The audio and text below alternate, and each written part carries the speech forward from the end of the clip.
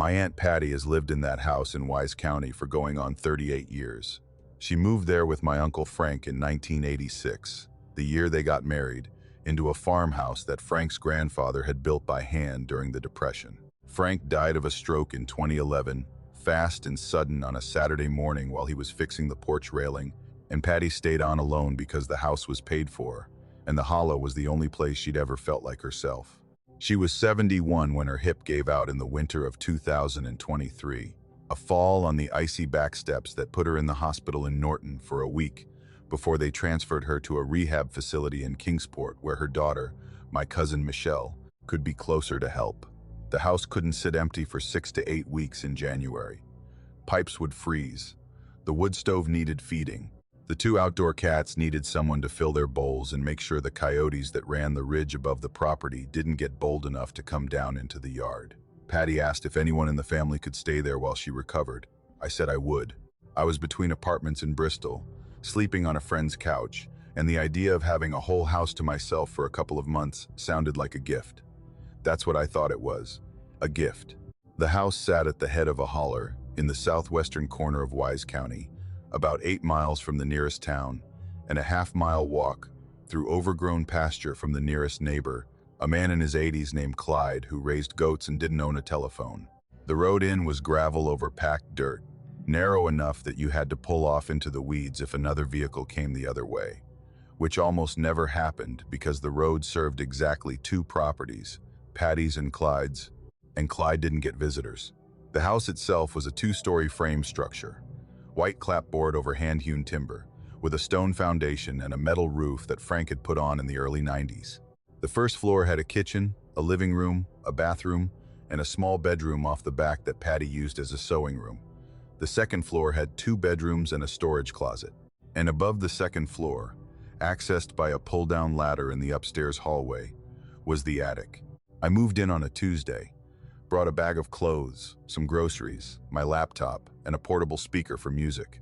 The house was cold when I arrived, the wood stove having gone out sometime after Patty's fall, and it took me most of the afternoon to get it going again and bring the temperature up to something livable. I chose the upstairs bedroom on the right, the one that had been Frank and Patty's, because it had the better mattress and a window that looked out over the holler toward the ridge. I unpacked, made the bed with quilts from the closet, and settled in. By evening, the house was warm and the cats had been fed, and I was sitting at the kitchen table eating canned soup and feeling, for the first time in weeks, something like peace. The first 3 nights were uneventful.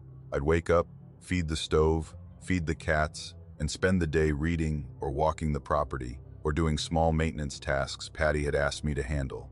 The house was quiet in the way that old farmhouses in deep hollows are quiet, not silent, because the structure itself made constant noise, creaking and popping and settling, the thermal language of old wood responding to temperature changes, but quiet in the human sense. No voices, no traffic, no music or television from a neighboring house. Just the wind and the wood and the distant sound of water running through the creek at the bottom of the property. On the 4th night, I woke up at 2 in the morning. I didn't know what had pulled me out of sleep at first. I lay there in the dark, in the big bed under the quilts, and I listened. The house was doing its usual thing, the ticking and creaking that I'd already learned to tune out. And then I heard it. Above me, on the other side of the ceiling, in the attic directly overhead, a scratching sound. Slow and deliberate, like someone dragging their fingernails across the underside of the attic floorboards. Not the quick, skittering scrape of an animal's claws. This was measured, controlled, a long, slow drag that lasted maybe 3 seconds, followed by silence, then another drag in the same direction. I lay there and I told myself what you tell yourself. Raccoons, squirrels, mice. Animals get into attics all the time, especially in winter when they're looking for warmth. The sound was probably a raccoon shifting across the floorboards, its claws catching on the grain of the old wood. I rolled over and pulled the quilt higher and closed my eyes and tried to go back to sleep. The scratching continued for another 20 minutes, the same slow, deliberate rhythm, and then it stopped. I drifted off sometime after 3. The next night it was back. Same time, roughly, same sound, but something was different. I'd moved downstairs after dinner to read in the living room, and I'd fallen asleep on the couch. The scratching woke me, and it was directly above me. Not above the bedroom where it had been the night before. Above the living room. Above whatever room I happened to be in. I lay on the couch and listened, and felt the first real thread of unease weave itself into my chest.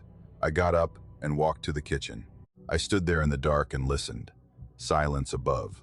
I walked back to the living room. Within 30 seconds, the scratching started again, directly over my head. I walked to the sewing room. Silence. Back to the living room. Scratching. I did this 3 more times, moving between rooms and waiting, and every time I settled in one spot, the scratching found me. It tracked my position through the house with a precision that made the animal explanation impossible.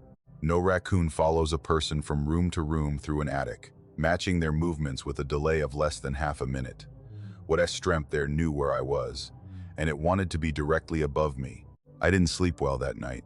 I stayed in the upstairs bedroom with the door locked, which was irrational since the attic was above me regardless, but the locked door gave me a false sense of security that I needed. The scratching came and went in intervals, sometimes stopping for 10 or 15 minutes before resuming, always directly overhead, always with that same slow, dragging rhythm. By the 5th night, the scratching had changed. It had developed a pattern. 3 long drags, each lasting about 2 seconds, then a pause of maybe 5 seconds, then 2 short taps. Sharp, precise taps, like knuckles rapping on wood from the wrong side. 3 drags, pause, 2 taps. 3 drags, pause, 2 taps. It repeated this sequence over and over with a consistency that eliminated any remaining possibility of animal behavior. Animals don't create rhythmic patterns. Animals don't tap. Whatever was producing this sound was doing it with intention, with awareness, with the kind of deliberate repetition that communicates something, even if the message is incomprehensible. I lay in bed and listened to that pattern for 3 hours. 3 drags, pause, 2 taps. The sound was directly above the bed, never wavering from that position, fixed on me the way a spotlight fixes on a performer. I tried to decode it. 3 and 2, 3 and 2, a count, a signal, a code. I thought about Morse code, but I didn't know Morse code, and the pattern didn't seem to have the variation that Morse requires. It was simpler than that, more primal. Like someone trying to communicate with the most basic tools available, the kind of signal you'd make if you were trapped somewhere, and the only thing you could do was scratch and tap and hope that someone below you understood. On the 6th morning, I decided I'd had enough of lying in bed theorizing. I was going into the attic. The pull-down ladder was in the upstairs hallway, a wooden contraption with springs that squealed when you released the catch and unfolded it downward. I'd seen it every day, but hadn't had a reason to go up. Patty hadn't mentioned anything about the attic needing attention, and the hatch had been closed flush against the ceiling since I arrived. I pulled the ladder down around 10 in the morning, broad daylight, sun coming through the hallway window. I grabbed the flashlight from the kitchen and climbed up. The attic was a single open space that ran the length of the house, with the roof rafters forming an A-frame overhead and the floor made of wide plank boards laid across the joists. It was cold up there, much colder than the rest of the house, and the air smelled like dust and old wood and something faintly chemical, like mothballs or preservative. The space was cluttered with the accumulated storage of decades. Furniture covered in sheets, stacks of cardboard boxes marked in faded marker with labels like Christmas and Frank's Things and Kitchen Extra, old suitcases, a dressmaker's mannequin that made my heart lurch when the flashlight hit it. Everything was coated in a thick layer of gray dust that told me no one had been up here in years. I swept the flashlight across the entire space, empty of anything living. No raccoon, no squirrel, no nests, no droppings, no sign of animal habitation at all.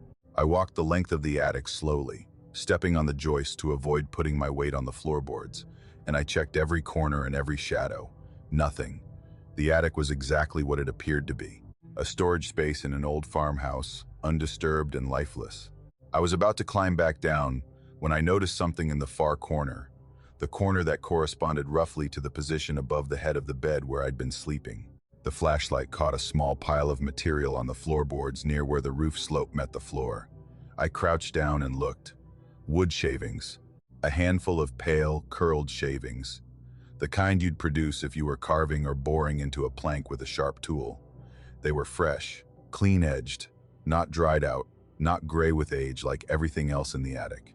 They'd been produced recently, days maybe, a week at most. I brushed the shavings aside and looked at the floorboard beneath them, and my stomach went cold in a way that started at the center and radiated outward until my fingers tingled. There was a hole. Not a natural hole, not a knot or a crack in the wood. It was carved, roughly circular, about the diameter of a quarter, with edges that showed the marks of a blade, a knife, or a chisel, worked into the wood from above. The hole went almost all the way through the floorboard. I could see the pale, unweathered wood at the bottom of the bore, and beyond it, just barely visible through the thinnest remaining layer of plank, the white surface of the bedroom ceiling below. Whoever had carved this hole had stopped about a quarter of an inch from breaking through.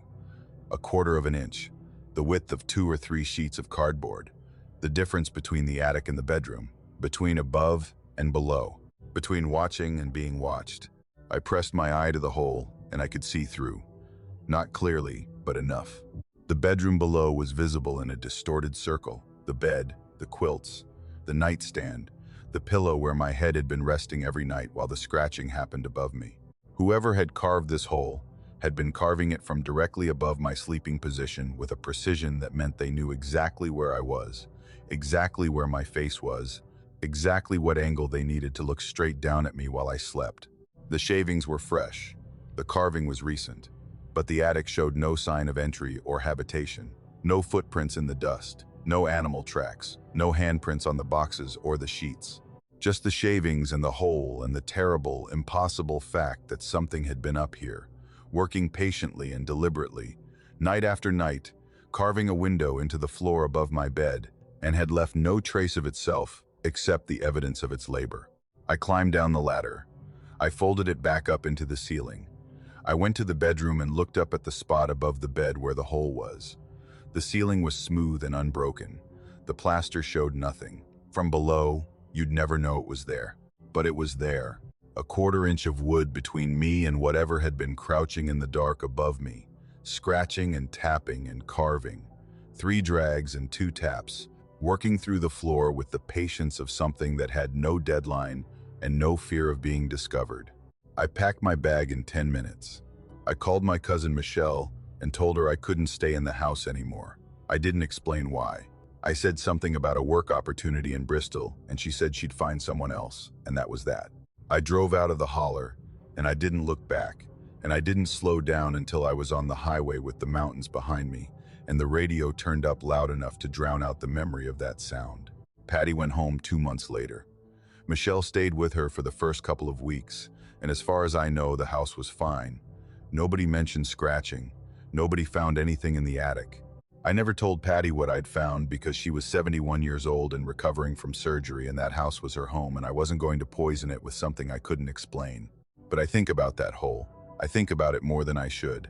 I think about the quarter inch of wood that was left. Not the part that had been carved away, but the part that remained. The decision to stop. Because whoever or whatever was up there hadn't broken through. It had carved for nights, patiently, deliberately, producing those rhythmic scratches and taps that I'd listened to from below, and it had stopped just short of completion. Not because it couldn't finish. A quarter inch of old pine would take minutes to breach. It stopped because it wasn't ready, or because the timing wasn't right, or because there was something about the anticipation, the almost there, the nearly finished, that was part of the point. The hole wasn't the goal. The carving was the goal. The sound was the goal. Letting me lie there in the dark and listen and wonder and never quite understand what was happening 6 feet above my face. And I think about what happens next, because Patty is in that house alone now. She sleeps in that bed, in that room, under that ceiling. And the hole is still there, a quarter inch from completion, waiting for whatever made it to come back and finish what it started. One more night, that's all it would need. One more night of scratching and carving and tapping in the dark above a sleeping woman who can't climb a ladder and can't run and can't do anything, except lie there and listen to the sound of something coming through the ceiling. And I wonder, on the nights when I can't sleep, and the house in Bristol is too quiet and my mind goes where I don't want it to go, whether I should have said something, whether I should have told her, whether the silence I chose to protect her with is the same silence that will be above her when the last quarter-inch gives way and the hole opens up and whatever has been waiting in that attic finally looks down and sees her face. My sister Karen is 4 years older than me and has always been the responsible one. She married a man named Travis, who works for the railroad, bought a house in Mercer County outside of Princeton when their first kid was born, and settled into the kind of steady, predictable life that I've never been able to manage for myself. 2 kids, a dog, a mortgage, the whole architecture of adulthood that some people build naturally and others, like me, keep circling around without ever finding the door. I don't say that with bitterness. Karen earned what she has. And when she asked me to house sit for a week in February of 2023 while she and Travis took the kids to visit his parents in Columbus, I said yes without hesitation. Partly because I wanted to help. Partly because my apartment in Bluefield had a heating problem that the landlord wasn't fixing, and the idea of a warm house with a full kitchen and a television that got more than 4 channels sounded like a vacation. The house was a 3-bedroom ranch on a quiet street about 2 miles outside of Princeton. It was built in the early 70s, brick exterior, carport on one side, a backyard that sloped down toward a tree line where the neighborhood ended, and a stretch of wooded hillside began. Karen and Travis had bought it 5 years earlier from an older couple who'd relocated to Florida, and they'd done a good job fixing it up. New floors in the kitchen, fresh paint throughout, updated bathrooms. The kids' rooms were bright and cheerful, the master bedroom was clean and simple, and the whole place had the lived-in warmth of a house where people were happy. Karen walked me through everything before they left. The dog's feeding schedule, the thermostat settings, the trick to getting the garbage disposal to work, where the extra blankets were if it got cold at night. And then, almost as an afterthought, she pointed to the baby monitor on the kitchen counter.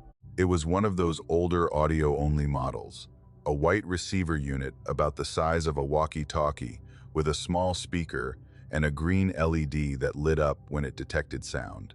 The transmitter, the other half of the pair, was plugged into the wall in the nursery, the small bedroom at the back of the house where their youngest, Ellie, slept. Ellie was staying with Travis's parents for the trip, so the nursery was empty, but Karen said she kept the monitor on because the plumbing in that part of the house was old, and she liked to listen for the sound of leaking water when the temperature dropped. It was easier than crawling under the house to check the pipes. I nodded and didn't think about it again. The first 2 nights were uneventful. I fed the dog, watched television, slept in the guest room, and enjoyed the simple pleasure of a house that was warm and quiet and not mine. The dog, a lab mix named Chester, was easy company, content to lie on his bed in the living room and accept the occasional scratch behind the ears without demanding much else. The house settled at night the way all houses do. The click of the heating system cycling on and off, the faint ticking of the water heater, the occasional creak from the roof when the wind gusted. Normal sounds. The sounds of a well-maintained house doing what houses do. On the 3rd night, I was in the kitchen around midnight, making a sandwich and half watching a late-night show on the small television. Karen kept on the counter when the baby monitor crackled. I glanced at it. The green LED was lit, pulsing slightly the way it did when it picked up sound from the transmitter in the nursery. The speaker produced a soft hiss of static that rose and fell for a few seconds and then clarified into something else, breathing. Not the ambient hiss of an open microphone picking up room tone. This was breath. Slow, deep, wet at the edges. The kind of breathing you hear from someone standing very close to a microphone, close enough that you can hear the moisture in their throat and the soft click of their mouth opening and closing between inhales. It had a rhythm to it that was unmistakably human. In for 3 or 4 seconds, out for 3 or 4 seconds. Steady and patient, and unhurried. I set the sandwich down and picked up the monitor. The LED was solid green now, indicating continuous sound detection. The breathing filled the small speaker with a clarity that made it feel intimate, close, as if whoever was producing the sound was standing right beside me rather than in a room at the other end of the house. I held the monitor to my ear and listened. The breathing didn't change, didn't speed up, didn't respond to the fact that the receiver was being held by a person who was now fully alert and listening with focused attention. It just continued. In, out, in, out. The wet, heavy breathing of something that wasn't in a hurry. I put the monitor down and walked to the nursery. The hallway was dark and I turned on lights as I went, flipping every switch I passed. The nursery door was open, the way I'd left it. I stepped inside and turned on the overhead light. The room was empty. The crib was bare, the mattress covered in a fitted sheet with little yellow ducks on it. The window was locked, the curtain drawn. The closet door was open, and the closet was empty, except for a stack of folded blankets on the shelf. The transmitter unit was plugged into the wall outlet near the baseboard, its small red power light glowing steadily. But I could hear the breathing, not from the monitor, in the room. It was louder here, more present, filling the space with a slow, rhythmic pulse that seemed to come from everywhere and nowhere at once. I stood in the center of the nursery and turned slowly, trying to localize the sound. It wasn't coming from the closet. It wasn't coming from the window. It wasn't coming from the ceiling or the floor. It was coming from the walls. From inside the walls, from the space between the drywall and the exterior brick, that hollow cavity where insulation and wiring and plumbing lived. The breathing resonated in that space, the way sound resonates in a drum, amplified and diffused until it seemed to emanate from the entire surface of the room at once. I put my hand flat against the wall beside the window. I could feel it. A faint vibration, barely perceptible, pulsing in time with the breathing. The wall was warm where I touched it, warmer than it should have been, warmer than the adjacent wall in the hallway, as if the air inside the wall cavity was heated by something organic. I pulled my hand away and stepped back. Chester was standing in the hallway outside the nursery door. He hadn't followed me in. He was just standing there, looking at me, his ears flat against his head and his tail tucked low, not growling, not barking, just watching me with an expression that I would have called concerned if dogs could be concerned. He wouldn't cross the threshold. I called his name and he took a step back rather than forward. I walked out of the nursery and closed the door behind me. Back in the kitchen, the monitor was still broadcasting. The breathing continued, steady and unchanged, as if closing the door had no effect on it, as if the sound existed independently of the room and the walls and the monitor, and was simply using all of them as channels through which to make itself heard. I did the only practical thing I could think of.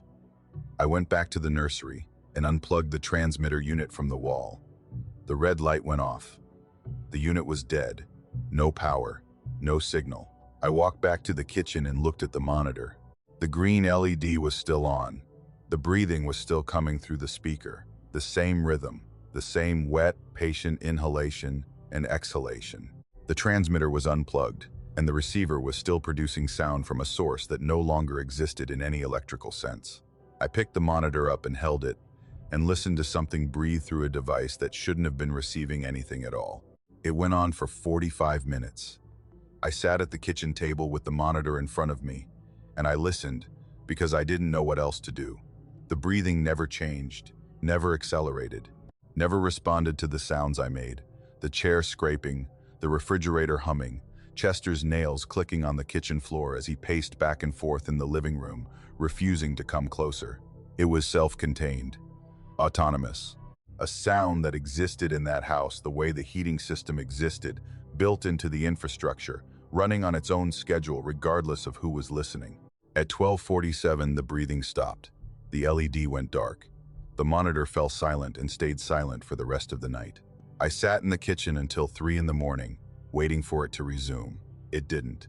And eventually, I went to the guest room and lay on the bed with the light on, and Chester pressed against my legs, and I didn't sleep until the sun came up. I didn't plug the transmitter back in. I left it on the nursery floor where I'd set it after unplugging it, and I closed the nursery door, and I didn't open it again for the rest of the week. The monitor stayed silent on the kitchen counter.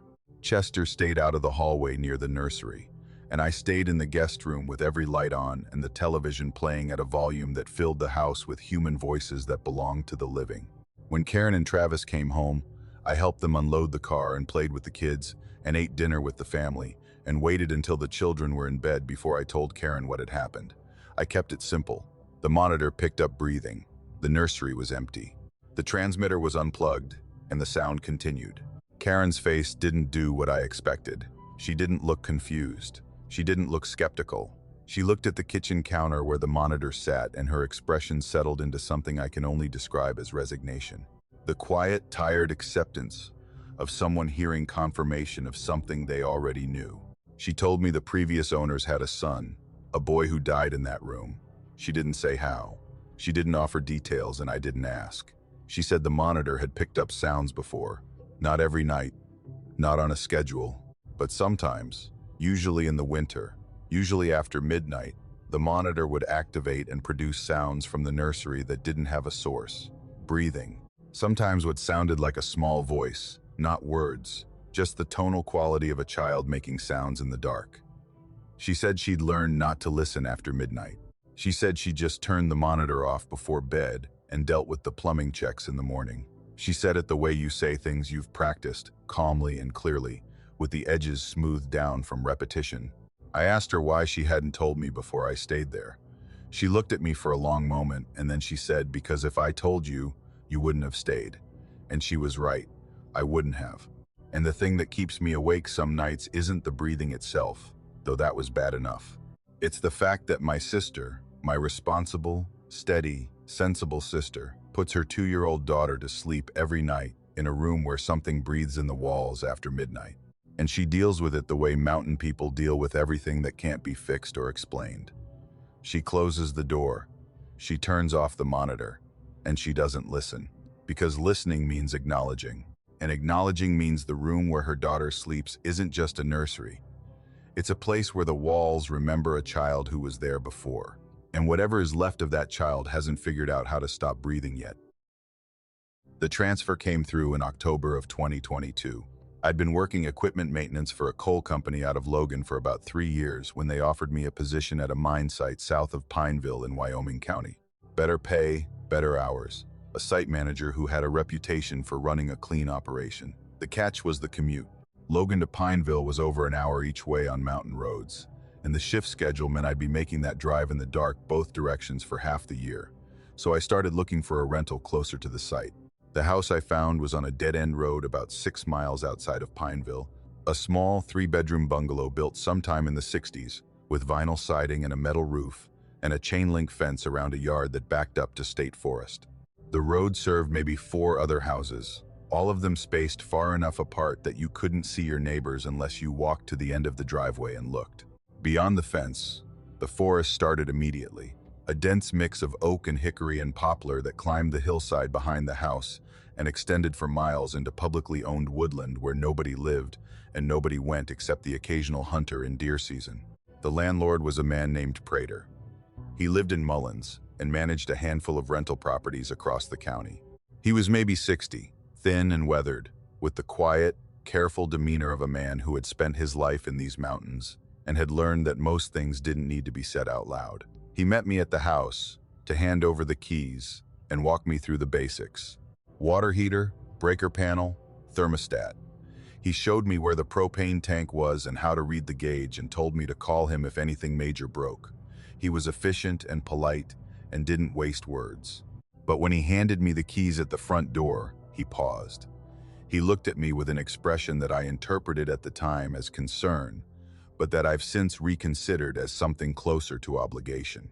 Lock the doors before dark, he said. Every door, every night.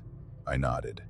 I assumed he was talking about the usual rural concerns, break-ins, animals, the kind of opportunistic trouble that finds empty-looking houses on dead-end roads. He held my eyes for a beat longer than felt natural, and then he wished me well and drove away. I moved in that weekend. The house was clean and functional, and unremarkable in every way.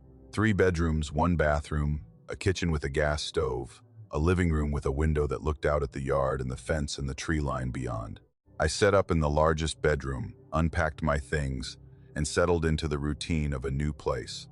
Wake up, drive to the site, work the shift, drive home, eat, sleep. The house was quiet, and the road was quiet, and the forest behind the property was quiet in the way that forests are quiet when they're big enough to absorb every sound that enters them. I locked the doors every night, not because of Prater's warning specifically, but because I'd always been in the habit. Front door, back door, side door off the kitchen, deadbolt and knob lock on each. I'd do a circuit before bed, testing each one, and then turn off the lights and go to sleep. On the third morning, I woke up and went to the kitchen to make coffee. The back door was unlocked. The deadbolt was in the open position, and the knob turned freely. I stood there looking at it and felt that particular confusion that comes when your memory conflicts with physical evidence. I'd locked it. I remembered locking it. I remembered the feel of the deadbolt turning under my thumb and the click it made when it seated. But the door was unlocked and there was no getting around that. I told myself I'd been tired, that I'd thought I'd locked it but hadn't fully engaged the bolt, that the mechanism was old and maybe the throw didn't catch properly unless you applied extra pressure. That night I locked it deliberately. I stood at the back door and turned the deadbolt slowly, watching it extend into the strike plate, and then I tested the knob to make sure it was secure. I did the same for the front and side doors. I went to bed certain. In the morning, the back door was unlocked again. Deadbolt retracted, knob turning freely. Same as before. I checked the other doors. Locked. Only the back door had been opened. I went outside and looked at the back porch and the yard. Nothing. No footprints in the frost that had settled on the grass overnight. No signs of disturbance. The gate in the chain-link fence was still latched. The tree line stood silent and indifferent, 50 feet beyond the fence. Over the next week, I developed a system. I'd lock every door, then photograph each deadbolt with my phone to confirm the position. In the morning, I'd check. The back door was unlocked every single time. After the 5th night, the side door started unlocking too.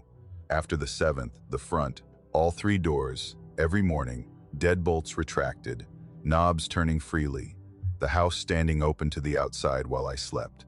I installed a chain lock on the back door, the kind that you engage from the inside, a simple brass chain on a slide that can only be operated by someone standing in the kitchen.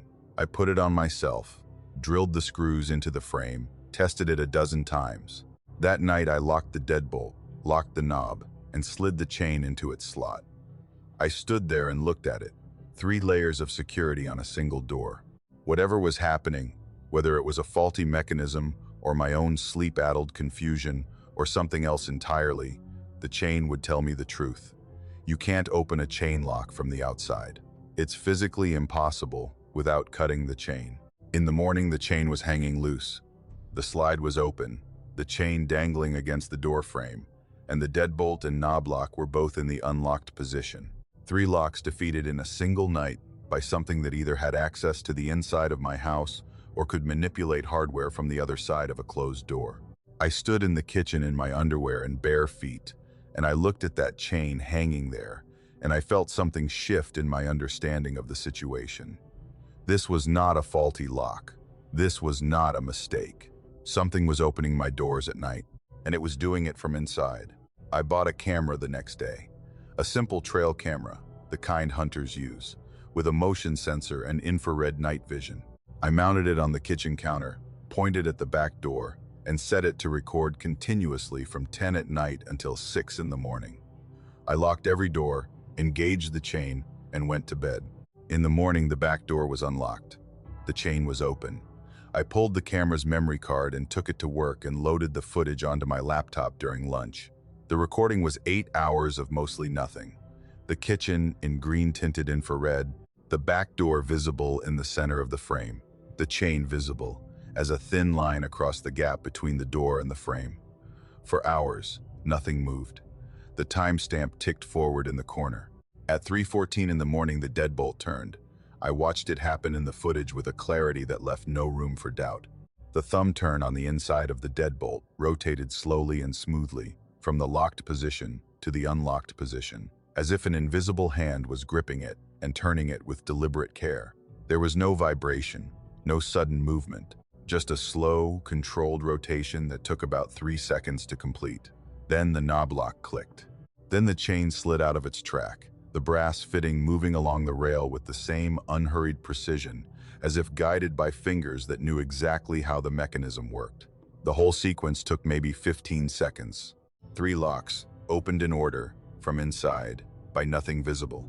I watched it 3 times. On the 4th viewing, I noticed something I'd missed. The camera's field of view included not just the door, but the window beside it, which looked out onto the back porch and the yard beyond.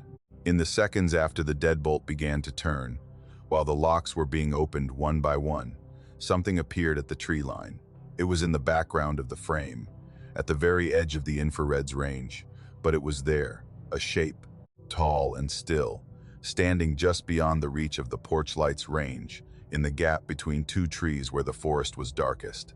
It was roughly human in proportion, but I couldn't make out details. No face, no clothing, just a dark form, upright and motionless, oriented toward the house. It was waiting. That's what the footage showed me. Whatever was standing at the tree line wasn't approaching the house. It wasn't moving.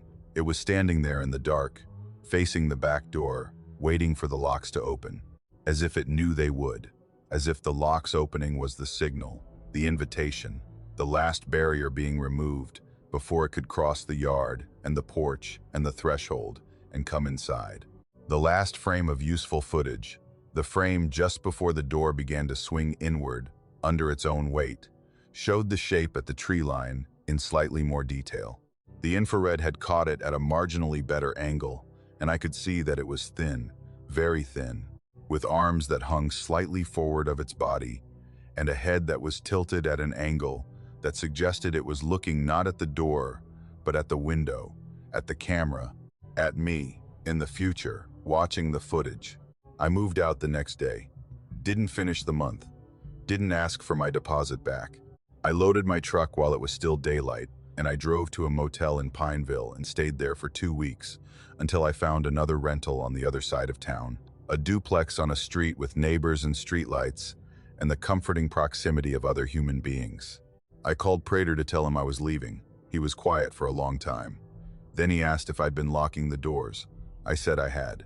He asked if they'd stayed locked. I said they hadn't. He was quiet again. Then he said, I should have told you more. I asked him what he meant.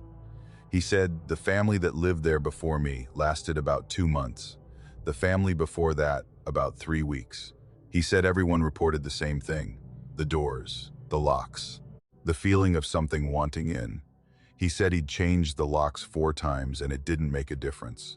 And then he said something that landed in my chest like a stone and has stayed there ever since. He said the last family that stayed a full winter told him the doors didn't just unlock, they opened. And in the morning there were footprints in the house. Bare feet, too large and too narrow to belong to anyone in the family, tracking from the back door to the hallway and stopping outside the bedroom where the children slept. Just stopping, standing there, and then tracking back to the door and out into the yard where they disappeared at the tree line. I asked Prater why he still rented the house. He said because I keep hoping someone will stay long enough to satisfy it. I asked him what that meant. He said he didn't know. He said he'd owned that house for 12 years and he'd never spent a single night in it and he never would. He wished me well and hung up. I deleted the camera footage that week. Not because I doubted what I'd seen, but because I didn't want it on my phone anymore. I didn't want to be carrying it around with me. That image of the shape at the tree line, patient and still, waiting for the door to open, waiting for the invitation that came every night at 3:14 whether I wanted to give it or not. Some doors don't stay locked because whatever is on the other side has already been given permission to enter. Not by you, not by anyone living, by the house itself. And once that permission exists, no deadbolt in the world is going to hold. My grandfather, Vernon, lived his entire life within a 10-mile radius of the place where he was born. He grew up in a coal camp outside Mate 1, married my grandmother Opal when he was 19, worked the mines until his lungs gave him a reason to stop, and then spent the next 30 years in a house he built with his own hands, on a piece of land his father had left him on a hillside above Pigeon Creek in Mingo County. The house was simple, in the way that houses built by miners are simple. 2 bedrooms, 1 bathroom, a kitchen, and a living room, all on one level, set into the slope of the hill so that the front of the house sat at grade, while the back was elevated, about 4 feet above the ground on concrete block piers, creating a crawl space underneath that was accessible through a hatch in the hallway floor. Vernon lived there alone after my grandmother passed in 2014, and he died there in the fall of 2023, found in his recliner by a neighbor who noticed the mail piling up. I drove down from Huntington to handle the estate. I was the only grandchild who lived close enough and had the schedule flexibility, which in practice meant I was between jobs and had nothing better to do. The house needed to be cleared out, the utilities dealt with, the property assessed for whatever value it held. The lawyer in Williamson said it would take a couple of weeks to get through the paperwork, and rather than drive back and forth every day, I decided to stay at the house. It was still furnished, still had power and water, and despite the circumstances, it felt right to be there. Vernon and I had been close when I was younger. I'd spent summers in that house as a kid, playing in the creek and helping him in the garden, and falling asleep to the sound of the whippoorwills that lived in the woods above the property. Staying there felt like a way of saying goodbye that a funeral couldn't accomplish. The house was smaller than I remembered. Memory has a way of inflating the spaces of childhood, turning modest rooms into grand ones, and returning to Vernon's house as an adult reduced it to its true dimensions. The kitchen was barely big enough for a table and 2 chairs. The living room held a recliner, a couch, and a television on a stand, and that was all it could manage. The bedrooms were just big enough for a bed and a dresser each. The hallway that connected them was narrow and dark, with hardwood floors that had been worn smooth by decades of the same feet walking the same path. And in the center of the hallway floor, set flush with the boards, was the hatch, a 2-foot by 3-foot panel of plywood, hinged on one side, with a recessed handle that you pulled to lift it up and reveal the crawl space below. The crawl space had fascinated me as a child, and terrified me in equal measure. It was a dark, dirt-floored cavity about 3 feet high at its tallest point, supported by the concrete block piers and enclosed by the foundation walls on 3 sides with the hillside forming the 4th. Vernon used it for storage, keeping tools and spare lumber and the occasional piece of equipment down there, accessible through the hatch. As a kid, I'd lie on the hallway floor and peer down into the darkness and dare myself to go in. I never did. The space had a quality that I couldn't have articulated then but can now. It felt occupied, not by anything I could see or hear, but by the potential for occupation, the sense that a space that dark and that close to the earth was never truly empty. When I arrived, the first thing I did was close the hatch. It was open about halfway, propped up on its hinge, revealing the square of darkness below. Maybe Vernon had left it that way. Maybe the neighbor who found him had opened it while checking the house. Either way, I lowered it flat and made sure it was flush with the floor, and went about the business of settling in. I chose the guest bedroom, the smaller of the 2, because sleeping in Vernon's bed felt like a boundary I wasn't ready to cross. I made the bed with fresh sheets from the linen closet, plugged in my phone on the nightstand, and spent the first evening going through kitchen drawers and closets, sorting Vernon's possessions into categories. Keep, donate, discard. The taxonomy of a life reduced to objects. The first 4 nights were quiet. I worked during the days, boxing things up and meeting with the lawyer and making phone calls to utility companies and insurance agents. In the evenings, I'd eat something simple, watch whatever came through on the television, and go to bed around 10. The house made its noises. The water heater ticked. The floor popped in the cold. The wind moved against the siding on the uphill side where the house met the slope. Normal sounds, familiar sounds. I slept well. On the 5th night, I woke up at 3 in the morning. I don't know what woke me. There was no loud sound, no sudden change. I simply opened my eyes and was fully awake in a way that felt involuntary, as if my body had registered something that my conscious mind hadn't processed yet. I lay on my back in the dark and I listened. The room was quiet. The house was quiet. And then I heard it, a sound that I didn't recognize at first because it was so close and so low that it blended with the ambient noise of the house, the way a heartbeat blends with silence when you're lying still. It was rhythmic, organic, a slow rise and fall that took me a full minute of focused listening to identify. Breathing, deep, measured breathing, the kind that comes from a chest expanding fully and releasing slowly. And it was coming from directly beneath me, not from the floor in the general sense, not from the walls or the crawl space as a whole, from the narrow space between the mattress and the hardwood floor, from directly below the bed where I was lying. I stopped breathing myself. I held my breath and listened. The sound continued, undeniable now that I'd identified it. In, out, slow and deep, with a wetness at the edges that suggested an open mouth.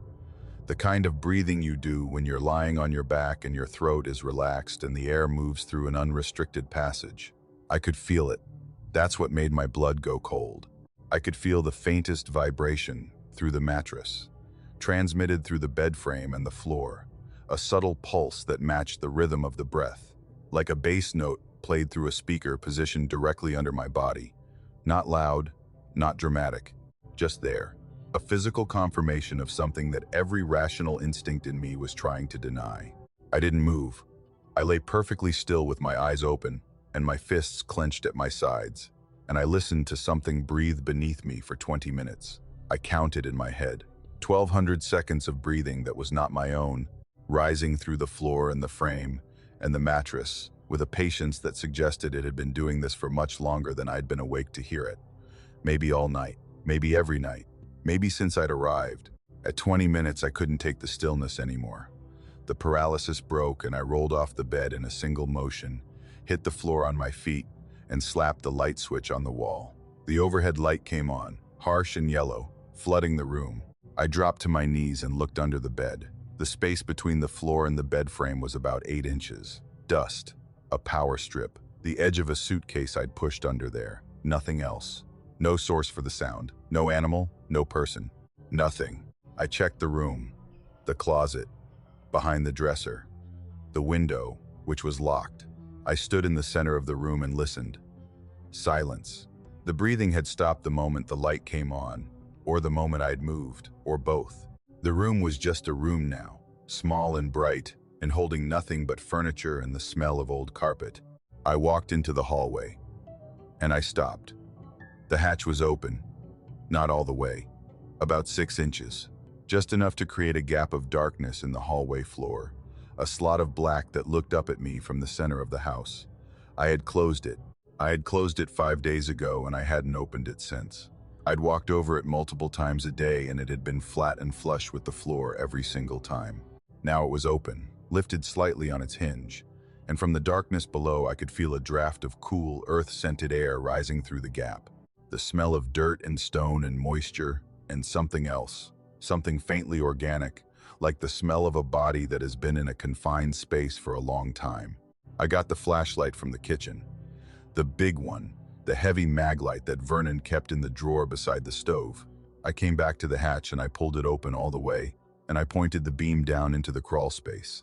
Dirt floor, concrete piers, the underside of the floor joists above, rough-cut lumber dark with age.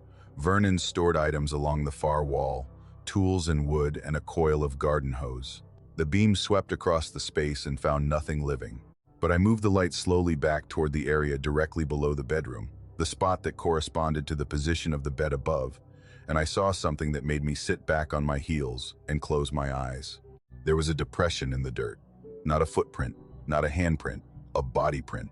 The full outline of a human form pressed into the soft earth, as if someone had been lying flat on their back in the dirt beneath the floor, arms at their sides, legs together, face up. The impression was deep enough and defined enough that I could see the shape of the shoulders, the curve of the hips, the indentation where the back of a head had rested against the ground. Whoever had made that impression had been lying there for a long time, long enough to compress the soil into a mold of their body, long enough that the earth had accepted their weight and shaped itself around them the way water shapes itself around a stone. And the impression was directly below the bed, directly below the mattress, directly below the spot where I'd been lying when I heard the breathing. Whoever had been down there had positioned themselves in exact alignment with my body above, separated by 3 feet of air and 6 inches of hardwood, lying in the dark beneath the house, and breathing up through the gaps in the floorboards with a patience that didn't belong to anything that needed to hurry. I closed the hatch. I nailed it shut. 4 16-penny nails driven through the plywood and into the floor joists, one in each corner. I did it at 3:30 in the morning with a hammer from Vernon's toolbox and the wild, focused energy of a person who has discovered that the barrier between themselves and something terrible is thinner than they ever imagined. I didn't sleep the rest of that night. I sat in the living room with every light on and the television playing and Vernon's old shotgun across my knees. Not because I thought a gun would help, but because holding it made me feel like I had some measure of control over a situation that had stripped me of all control. In the morning, I drove to Williamson and told the lawyer I'd be handling the rest of the estate remotely. I didn't go back to the house. I hired a company out of Logan to clear the contents and a realtor to list the property. The house sold 3 months later to a man who wanted the land for hunting. I don't know if he lives in the house. I don't know if he found the nails in the hatch or pulled them out. I don't know if he sleeps in the bedroom above the crawl space, or if he's ever woken at 3 in the morning to the sound of something breathing beneath him with the slow, deep patience of a thing that has nowhere else to be. I think about the body print in the dirt. I think about it more often than I should.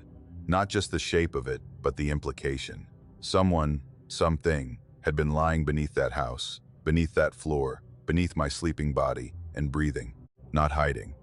Not passing through. Lying still and breathing. Matching my position from below. Occupying the negative space of my body through the floor like a shadow cast downward instead of to the side. And I think about Vernon, 23 years in that house, every night in that bed. And I wonder if he heard it. I wonder if he knew. I wonder if that's why the hatch was open when I arrived. If he'd been going down there, checking the dirt, looking at the impression, and understanding that whatever left, it was still coming back, still lying beneath him in the dark, still breathing through the boards. And I wonder if the impression in the dirt was always the same shape, or if it changed, if it grew longer when Vernon grew older, if it grew thinner when Vernon lost weight in his final years, if it matched him, precisely, the way a shadow matches the body that casts it, and if it's still down there now, in the dark beneath the empty house, shaped like no one, waiting to be shaped like someone again. The cabin was my advisor's idea. Dr. Henson had been pushing me for months to find somewhere quiet to finish my thesis, a comparative analysis of folk narratives in Central Appalachian communities that I'd been working on for 2 years and had stalled on repeatedly due to what she diplomatically called distraction and what I privately called paralysis. The writing wasn't coming. Every time I sat down at my desk in my apartment in Morgantown, the noise of the building and the street and the constant low hum of other people's lives would seep through the walls and scatter whatever fragile concentration I'd managed to build. Doctor, Henson said I needed isolation. She said the best academic work she'd ever done was in a cabin in Maine, where the nearest human being was a lighthouse keeper 3 miles away. She said the silence would force the words out. She was half right. The cabin belonged to a retired professor from the English department who spent his winters in Tucson and rented the place out to graduate students at a reduced rate. It was near Lewisburg, in Greenbrier County, about 10 miles outside of town on a gravel road that wound up a hillside through hardwood forest before opening into a small clearing where the cabin sat alone like a period at the end of a long sentence. 1 bedroom on the ground floor, a sleeping loft above, a kitchen and bathroom, and a living room with large windows that faced south toward the tree line. The windows were the cabin's best feature, floor to almost ceiling glass that let in enormous amounts of natural light during the day and at night reflected the interior back at you like dark mirrors. The nearest neighbor was a cattle farm about 1.5 miles down the road. No cell signal, no internet. A landline phone on the kitchen wall that connected to the outside world with the tenuous reliability of rural copper wire. I moved in on a Sunday in early November. The first 3 nights were everything Dr. Henson had promised. I set up my laptop on the desk by the living room window and I wrote. The silence was extraordinary. Not the dead silence of a soundproofed room, but the living silence of a mountain clearing at night, layered with wind and distant water, and the occasional call of an owl from the ridge above the property. I worked from early afternoon until well past midnight, the words coming with a fluency that I hadn't experienced in months. I ate simple meals. I slept deeply in the downstairs bedroom. I felt, for the first time in a long time, like I was doing what I was supposed to be doing. On the 4th night, I was at the desk around 11, deep into a section about death omens in Pocahontas County oral histories, when I glanced up from the screen. It was an involuntary movement, the kind of reflexive shift of attention that happens when your peripheral vision registers something that your conscious mind hasn't yet processed. I looked up at the window in front of me, the large south-facing glass that during the day showed the clearing and the tree line and the hillside beyond. At night, with the interior lights on, It mostly showed my own reflection and the dim shapes of the room behind me. But tonight, it showed something else.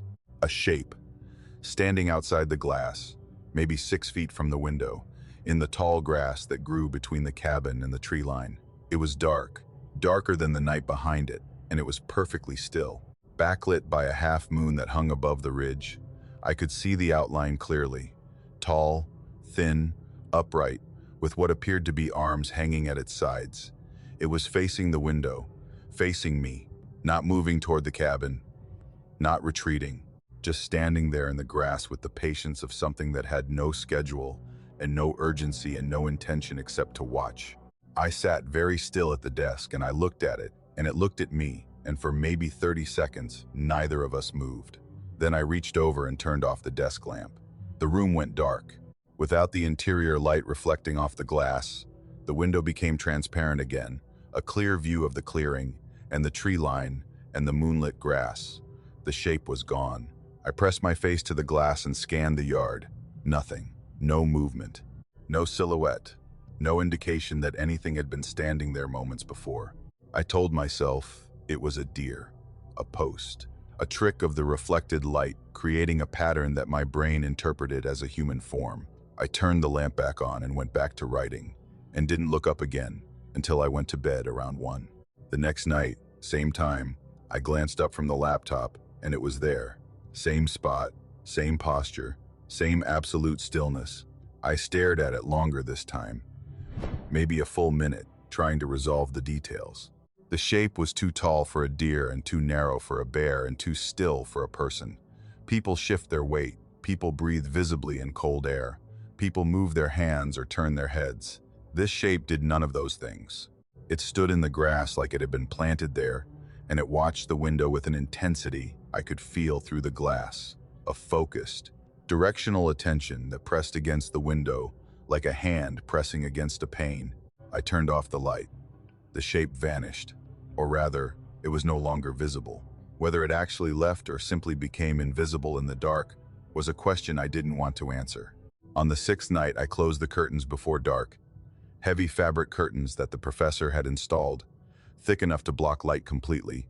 I pulled them across every window in the cabin and worked at the desk by lamplight with the glass hidden behind fabric. But I could feel it, the same pressure, the same directional attention pressing against the window from outside, transmitted through the glass and the curtain and the air between us. I got up once, around midnight, and put my hand against the curtain. The fabric was cold. Not the uniform cold of glass exposed to November air. Cold in one spot. A concentrated chill in the center of the window, roughly at the height of a person's face, as if something on the other side was standing close enough to the glass to cool it with its presence. On the 7th night, I made a decision that I've questioned every day since. I left the curtains open. I positioned my chair so that I was facing the window directly. Laptop closed, desk lamp on, and I watched. I wanted to see it arrive. I wanted to understand what I was dealing with, whether it was an animal or a person or a figment of my exhausted imagination. At 11:40 it appeared. Not suddenly, not like something stepping out from behind the trees. It emerged from the tree line the way a shadow extends when the light source moves. A gradual darkening at the forest's edge that condensed into a shape and then separated from the trees and began to move across the yard. It walked in a straight line from the tree line toward the window. No deviation, no hesitation. A direct, purposeful approach that covered the 50 feet between the forest and the cabin in maybe 30 seconds. It stopped 3 feet from the glass. I could see it more clearly now than I had on any previous night.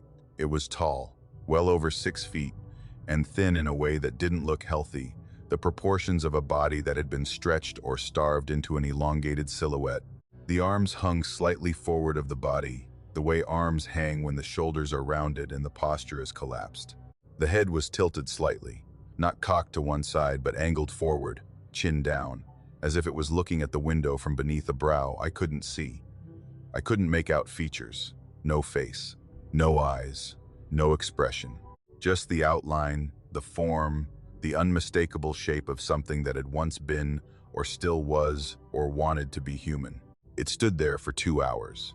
I sat at my desk, and it stood outside my window, and we watched each other across 3 feet of glass and the entire distance between whatever world it inhabited and whatever world I thought I was safe in. It didn't move. Not a shift of weight, not a tilt of the head, not the faintest adjustment of posture. For 2 hours, it maintained a stillness that no living body could sustain, the kind of absolute motionlessness that belongs to objects rather than organisms, to statues and trees and things that don't have muscles that fatigue or lungs that expand. I didn't sleep. I sat at that desk until the sky began to lighten behind the ridge and the first gray wash of dawn crept across the clearing. As the light changed, the shape didn't retreat. It didn't dissolve.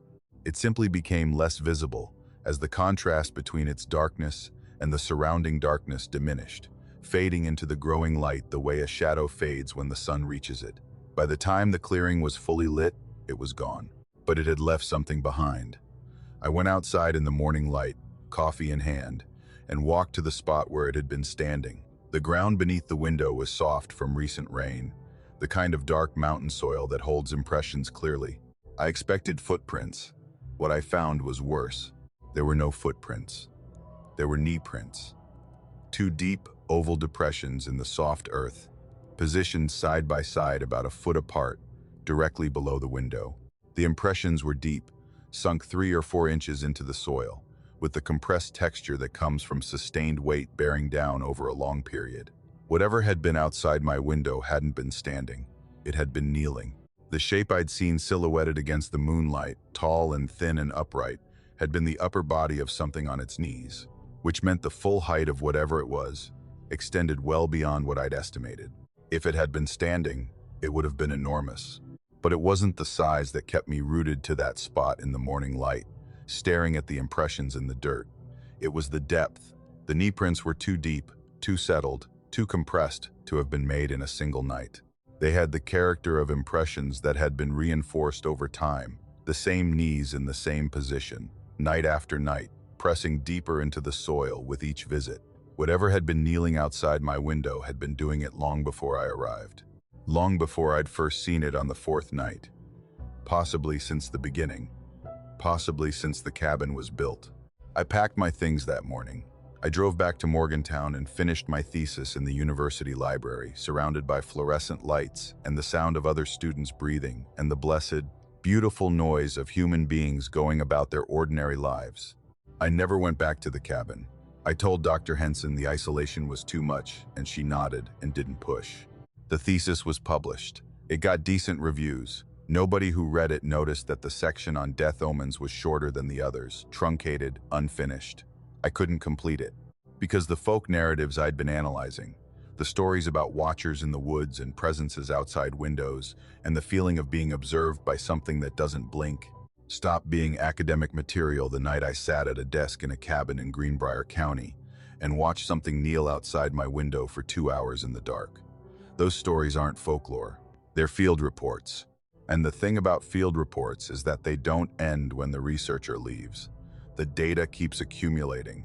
The subject keeps behaving. The knee prints keep getting deeper in the soft ground, beneath a window that looks into a room where the desk lamp is off and the chair is empty and the laptop is closed. And whatever kneels there in the dark is still watching, still waiting, still patient, because it was there before me, and it will be there after. And the only thing that's changed is that now it knows what it looks like from the other side of the glass. My great-aunt Lenora was the last of her generation in our family. She outlived her husband by 32 years, her siblings by at least a decade each, and most of the neighbors and friends who had populated the world she grew up in. By the time she died at 94 in the winter of 2024, she had been living alone in her house in Monroe County for so long that solitude had become less a condition than an identity. The house was a white clapboard farmhouse on a ridge road between Union and Linside, set back from the pavement on a lot that was bordered by pasture on 2 sides and forest on the 3rd. It had been built by her husband's family sometime before the First World War and had been continuously occupied by Stricklands ever since, which made Lenora the final resident in a line that stretched back over a century. I inherited the house because I was the only one who wanted it. My parents were settled in Roanoke. My brother lived in Charlotte. My cousins had scattered across the mid-Atlantic, in the way that mountain families scatter when the economics of staying no longer outweigh the pull of opportunity elsewhere.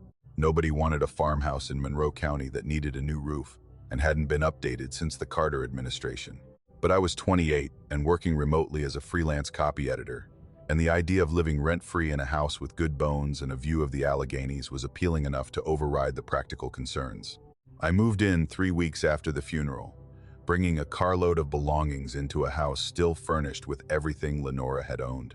She had been a collector in the quiet way that people of her generation were, accumulating objects not for their value but for their permanence. The house was full of things that had been in the same position for decades. Dishes in the china cabinet that hadn't been used since the 70s. Framed photographs on every wall, the glass clouded with age. Rugs that had worn through in the high-traffic areas and been repaired with stitching that was itself decades old. And in the hallway, standing against the wall between the parlor and the kitchen like a sentinel, the grandfather clock. It was a tall case clock, maybe 7 feet, built from dark walnut with a glass-fronted pendulum cabinet and a painted face that showed Roman numerals, and a moon phase dial that had been stuck on a waxing crescent for as long as anyone could remember. The pendulum was a brass disc, the size of a saucer, hanging motionless behind the glass. The hands were frozen at 4:17, the minute hand between the 3 and the 4, the hour hand just past the 4. According to my mother, who had heard it from Lenora, the clock had stopped working sometime in the late 80s. Nobody knew exactly when or why. Lenora had never had it repaired. She simply left it where it was, a tall, dark shape in the hallway that you walked past a dozen times a day without thinking about, the way you stop thinking about any fixture that's been in the same place long enough to become invisible. I left the clock alone when I moved in. It felt like part of the house in a way that the other furniture didn't. Moving it would have been like removing a wall or filling in a window, a structural change that would alter the character of the building in a way I wasn't prepared to authorize. So it stood there in the hallway, silent and still, and I walked past it every day and gave it no more thought than I gave the floorboards or the door frames. February came cold and hard, the way February comes to the Alleghenies when the jet stream dips south and the wind cuts across the ridges with a sharpness that makes your eyes water. I'd settled into a routine by then. Work during the day at the kitchen table, where the light was best. Read by the fireplace in the parlor at night, with the wood stove going and a blanket over my legs, and the kind of deep, encompassing quiet that you can only find in a house at the end of a road where nobody comes unless they mean to. It was a Tuesday night. I remember that specifically because I'd spent the day editing a particularly tedious manuscript about supply chain logistics, and my brain felt wrung out and empty, and the only thing I wanted was to sit by the fire and read something that had nothing to do with shipping containers. I was in the parlor, in the chair that had been Lenora's, with a novel open on my lap when I heard it. A chime, a single, deep, resonant tone that came from the hallway and filled the house the way a church bell fills a valley, not with volume but with presence. The sound had a weight to it, a physical quality that I felt in my chest and my teeth. It rang for maybe 3 seconds, and then faded into a silence that felt different from the silence before it, charged and expectant, like the air after lightning. I set the book down and walked into the hallway. The grandfather clock was running. The pendulum, which had been motionless for over 30 years, was swinging. Slow, steady arcs, the brass disc catching the light from the parlor as it passed through the bottom of its swing. The second hand was moving, ticking forward with the precise, measured advancement of a mechanism in perfect working order. And the time on the face read 12:01.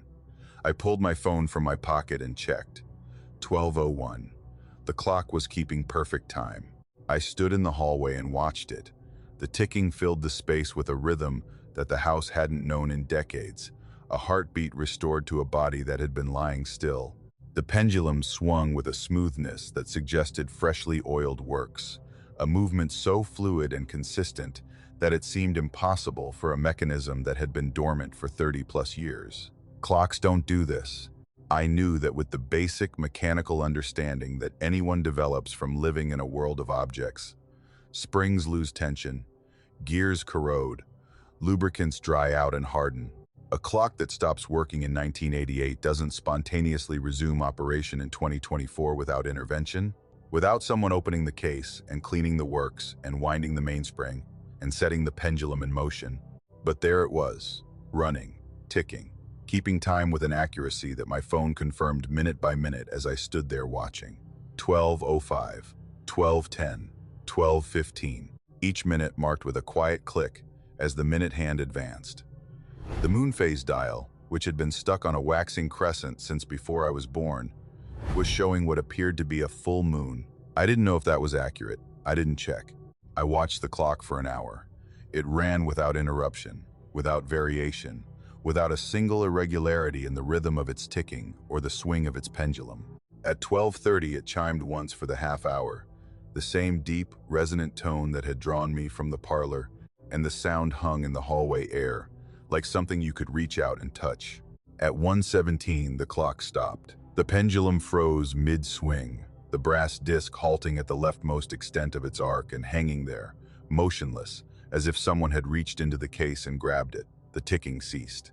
The second hand locked. The minute hand stopped between the 3 and the 4. The hour hand rested just past the 1. The silence that followed was not the ordinary silence of a quiet house. It was the silence of something that had been present and was now absent. The kind of silence that carries the shape of what came before it, the way a room carries the warmth of a person who just left. I stood in the hallway for a long time after the clock stopped. I was trying to process what I'd experienced in rational terms, and failing. Clocks don't fix themselves. Clocks don't run for 76 minutes and then stop at a specific time. Nothing about what had just happened fit any mechanical explanation I could construct. And the feeling in the house had changed. The air in the hallway was different, heavier in a way that had nothing to do with temperature or humidity. It felt occupied, not by anything I could see, but by the residue of something that had been there, moving through the house for 76 minutes, using the clock as a medium the way a voice uses a telephone. I went back to the parlor and sat in the chair, and I didn't sleep. I watched the fire burn down to embers, and the embers fade to ash, and the room slowly darken as the last heat left the stove and the February cold crept back in through the walls. In the morning, I got up and went through the house the way you do after something has disrupted the order of your world, checking every room, every window, every door, looking for something that had changed, something that would explain or anchor the experience in something tangible. I found it on the mantel above the fireplace, a photograph. It was in a small wooden frame, propped against the wall behind a pair of brass candlesticks where I hadn't noticed it before, which was possible, given the sheer number of photographs Lenora had accumulated over the decades. But I'd been sitting in the chair directly facing the mantel all evening. I'd been looking at it for hours, and I was fairly certain the photograph hadn't been there when I sat down. It showed 2 people standing on the front porch of the house. The photograph was old, black and white, with the slightly overexposed quality of amateur photography from the mid-20th century. One of the people was Lenora, young, maybe 30, with her hair pinned back in a cotton dress and the composed, direct gaze that she'd carried her entire life. The other was a man, tall, thin, dark-haired, wearing a white shirt with the sleeves rolled to the elbows and trousers held up by suspenders. He was standing close to Lenora, close enough that their arms touched, and his posture suggested familiarity, intimacy, the ease of someone who belonged beside the person they were standing next to. He was not Lenora's husband. I'd seen enough photographs of Lenora's husband, a man named Harold Strickland who died in 1992, to know his face. This man was not Harold. He was taller, thinner, with sharper features and darker eyes and an expression that was not a smile. It was something else. Something that might have been satisfaction or anticipation or the look of someone who has arrived at a place they've been trying to reach for a long time. I turned the photograph over. On the back, in handwriting I recognized as Lenora's, neat and slanted with the careful penmanship of a woman educated in a one-room schoolhouse, were 4 words and a date. He came back at midnight. The date was partially smudged. The ink faded to the point where I could make out the month, February, and what might have been a year in the 1950s or 60s, but nothing more specific. I put the photograph back on the mantel, I sat in the chair and I looked at it and I thought about the clock running for 76 minutes in the middle of the night after 3 decades of silence. I thought about the chime at 12:01 and the stopping at 1:17 and the way the silence afterward felt like a departure. And I thought about Lenora, living alone in this house for 32 years after Harold died, with a clock in the hallway that didn't work, and a photograph on the mantle of a man who wasn't her husband, and a note on the back that said he came back at midnight. The clock hasn't run again. It stands in the hallway where it's always stood, pendulum still, hands frozen, and I walk past it every day. But I've started noticing something. The time on the face changes. Not while I'm watching. Never while I'm looking directly at it. But I'll walk past in the morning and the hands will be at 4:17, where they've always been. And I'll walk past in the evening and they'll be at a different position. Subtle changes. A minute forward, 2 minutes back. As if the clock is keeping time in a way I can't observe, running only when no one is looking, measuring something that happens in the spaces between attention.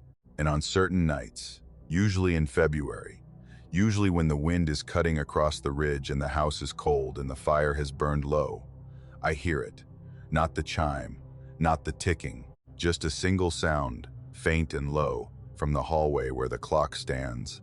The sound of a pendulum beginning to swing, one arc, two, and then nothing, as if something is testing the mechanism, checking to see if it still works, making sure the door is still there for the next time he comes back at midnight.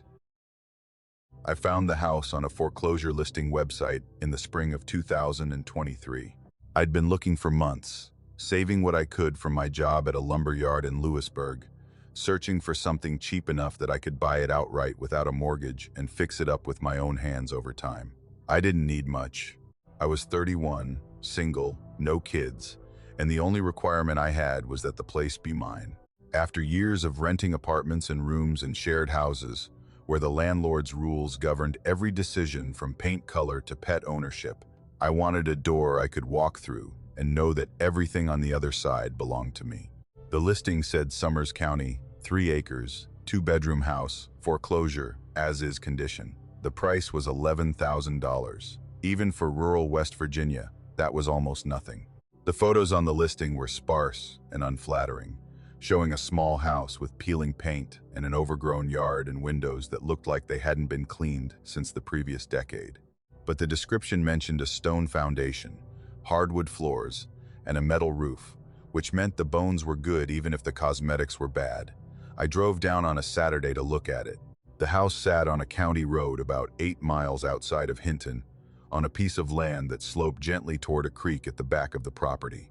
3 acres of mixed pasture and woodland, bordered by state road right-of-way on one side and larger agricultural parcels on the other 3. The house itself was small, maybe 900 square feet, a story and a half with 2 bedrooms upstairs and the living space downstairs. It had been built sometime in the 40s, based on the construction style, balloon frame, with stone foundation walls that extended about 4 feet above grade to form a partial cellar beneath the main floor. The paint was gone on the south side, the porch sagged, and the yard was knee-high with weeds. But the roof was intact. The foundation was dry, and when I pushed open the front door and walked through the rooms, the floors were level, and the walls were plumb, and the structure felt solid in the way that well-built houses feel solid, even when everything cosmetic has fallen apart. I bought it, paid cash at the courthouse, and had the deed recorded that same week. I moved in with a sleeping bag, a camp stove, a toolbox, and the unearned confidence of a man who believed that hard work and YouTube tutorials could compensate for a complete lack of renovation experience. The first 2 weeks were consumed by the upstairs. I stripped wallpaper, pulled carpet, patched plaster, and replaced the wiring in both bedrooms with the help of an electrician from Hinton who owed a favor to a friend of a friend. I worked from dawn until I lost the light, eating sandwiches and canned food and sleeping on the floor in my sleeping bag with the particular satisfaction of a man who is tired for the right reasons. I didn't go into the cellar during those first 2 weeks. The door was in the kitchen, a heavy wooden slab set into the stone foundation wall, and it was swollen shut. The wood expanded from moisture to the point where the latch barely engaged, and the frame gripped the door on all sides like a fist. I had other priorities. The cellar could wait. I assumed it was a dirt-floored storage space common to houses of this era, useful eventually for keeping tools or canned goods, but not essential to the immediate work of making the upstairs livable. On the 15th day, I decided to open it. I'd finished the major upstairs work and was moving on to the kitchen, and I needed to assess the cellar for moisture issues that might affect the floor above. I put my shoulder against the door and pushed. It resisted, the swollen wood grinding against the frame, and then gave way with a sudden release that nearly sent me stumbling down the stone steps on the other side. The smell came up the stairs like something that had been waiting. Not rot, not mildew, not the damp mineral scent of a stone cellar with a dirt floor. This was human. Body heat and sweat and unwashed fabric and the thick, accumulated musk of a living person existing in an enclosed space for a long time without ventilation or hygiene. It was the smell of a body, not dead but deeply present, the olfactory signature of someone who had been sleeping and breathing and sweating in this space long enough that their chemistry had soaked into the stone and the dirt and the air itself. I stood at the top of the stairs and breathed through my mouth and looked down.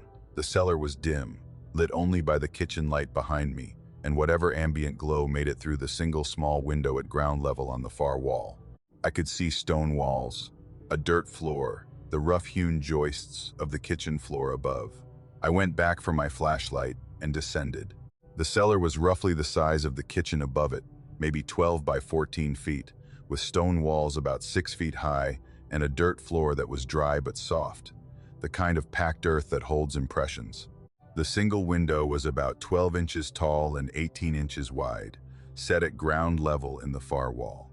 It was covered from the inside with cardboard, a piece of brown corrugated board cut to fit the window frame and held in place with strips of duct tape along all 4 edges. The cardboard blocked all light and all view, turning the cellar into a sealed, lightless chamber. On the floor, in the far corner, beneath the covered window, was a mattress. Not a bed frame, just a mattress, twin-sized, laid directly on the dirt. It was stained and compressed and old, but it was a mattress, placed there deliberately, positioned with its head end against the wall, and a bunched-up jacket serving as a pillow. Beside the mattress was a plastic gallon jug, the kind that milk comes in, half full of water. Beside that, a plastic grocery bag containing empty aluminum cans, maybe a dozen of them, various brands of soup and beans and Vienna sausages. The cans had been opened with a manual can opener, and the lids were bent back and the interiors were dry, suggesting they'd been emptied and set aside over a period of time rather than consumed all at once. Someone had been living here, in this cellar, on this mattress, eating canned food and drinking water from a jug, in a room sealed against outside light and accessed through a door that opened into the kitchen of a house that had been sitting vacant for 18 months. I swept the flashlight across the space slowly, checking every corner, every shadow. Whoever had been here wasn't here now.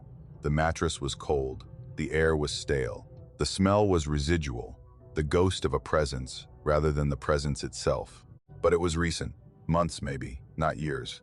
I turned back toward the stairs, and that's when the flashlight beam crossed the cellar door.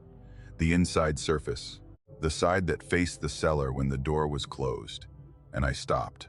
The wood was covered in scratches, hundreds of them, long, parallel gouges that ran vertically along the surface, concentrated around the handle and the latch area, but extending outward in every direction, some reaching almost to the edges of the door. They were deep, cut into the grain by something hard and sharp, fingernails or a piece of metal, applied with enough force to tear through the surface of the wood and expose the pale interior beneath.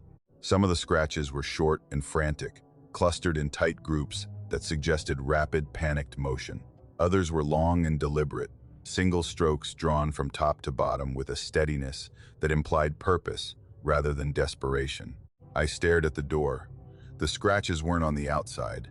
They were on the inside, the cellar side, made by someone standing in the cellar, facing the door, working at the wood surface around the handle and latch. The natural assumption would be that someone trapped in the cellar had been trying to scratch their way out. But the door opened outward, into the kitchen.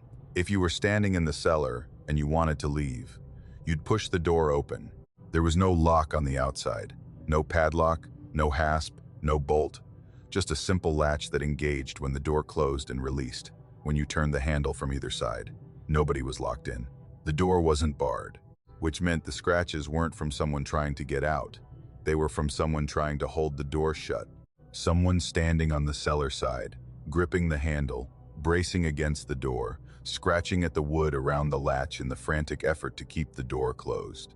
To keep something in the kitchen from opening it. To keep something on the other side from coming down. I called the sheriff's office in Hinton.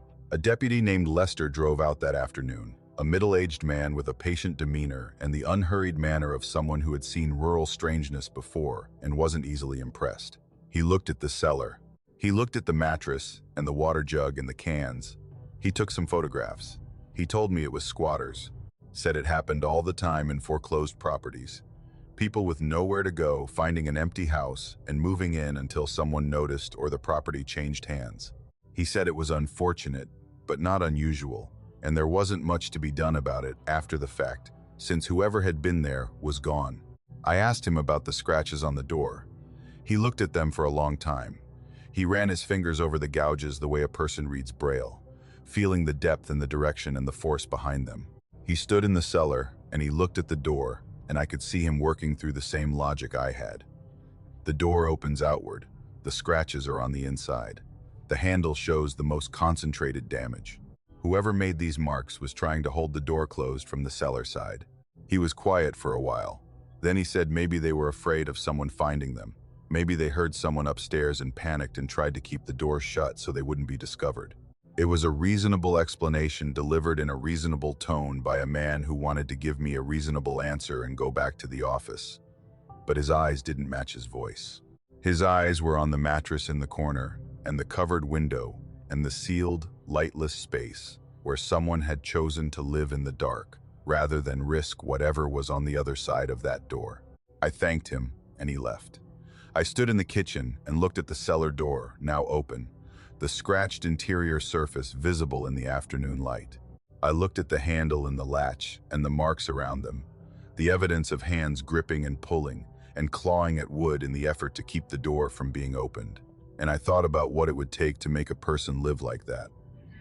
In a cellar, in the dark, on a mattress on the dirt, eating cold food from cans and drinking water from a jug and covering the window with cardboard, so that even the faint light of the outside world couldn't get in, and scratching at the door, not to get out, to stay in, to seal themselves into the darkest, smallest, most hidden space in the house, because whatever was upstairs, whatever walked the kitchen floor above them, was something they couldn't face, something they'd rather starve in the dark than encounter. I live in the house now. I renovated the kitchen, I fixed the porch, I painted the exterior, and replaced the windows, and turned the property into something I'm proud of. I sealed the cellar door with new weather stripping so it doesn't swell shut anymore, and I used the space for storage the way it was intended. I cleaned out the mattress and the cans and the water jug, and I scrubbed the walls and the floor until the smell was gone. But I didn't replace the door. The scratches are still there, on the inside surface, hidden when the door is closed but visible whenever I open it to go downstairs. I see them every time, and every time I think about the person who made them, not who they were. I'll probably never know that, but what they knew, what they understood about this house that I don't, what walked the kitchen floor above them in the dark, while they lay on a mattress in the cellar and held the door shut with everything they had, because they didn't leave. That's the part that I keep coming back to. They didn't run. They didn't abandon the cellar and flee into the night. They stayed. They lived in that space for what must have been weeks or months, sealed in the dark, because leaving meant going upstairs. And going upstairs meant opening the door. And whatever was waiting on the other side of that door was worse than hunger and darkness, and the slow erosion of sanity that comes from living in a hole in the ground beneath a house where something else lives above you. I sleep upstairs now, in the bedroom I renovated, in the house I own. And most nights, it's fine. The house is quiet, and the road is quiet, and the property feels like mine. But some nights, usually the cold ones, usually when the wind pushes against the siding and the house creaks in ways that almost sound like footsteps, I lie in bed and I listen. And I hear the cellar door rattle, just slightly, just enough to tell me that whatever is on one side is testing the latch from the other, and I don't know which side I should be afraid of. I bought the house in Pocahontas County in June of 2022 from an estate sale managed by a bank in Marlinton. The previous owner had died without heirs, which in these mountains happens more often than you'd think. The last person in a family line passing quietly in a house that's been there for generations, leaving behind a property that nobody claims, and the bank eventually sells to recover whatever is owed. The house was on a road that followed the Greenbrier River north of Durban, set back from the pavement on a lot, shaded by white oaks, so large they must have been there before the house was built.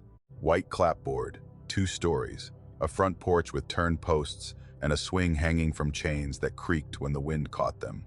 It was the kind of house that appears on postcards of Appalachian country life, charming from a distance, requiring a significant investment of labor and money up close.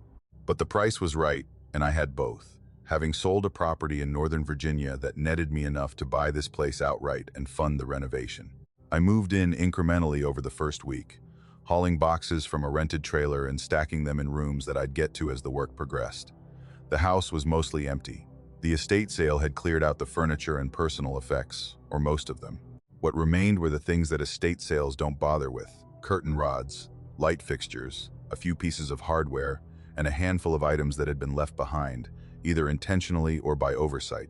Among these was a framed photograph on the wall of the upstairs bedroom, the room I'd chosen as my own because it was the largest and had 2 windows that caught the morning light.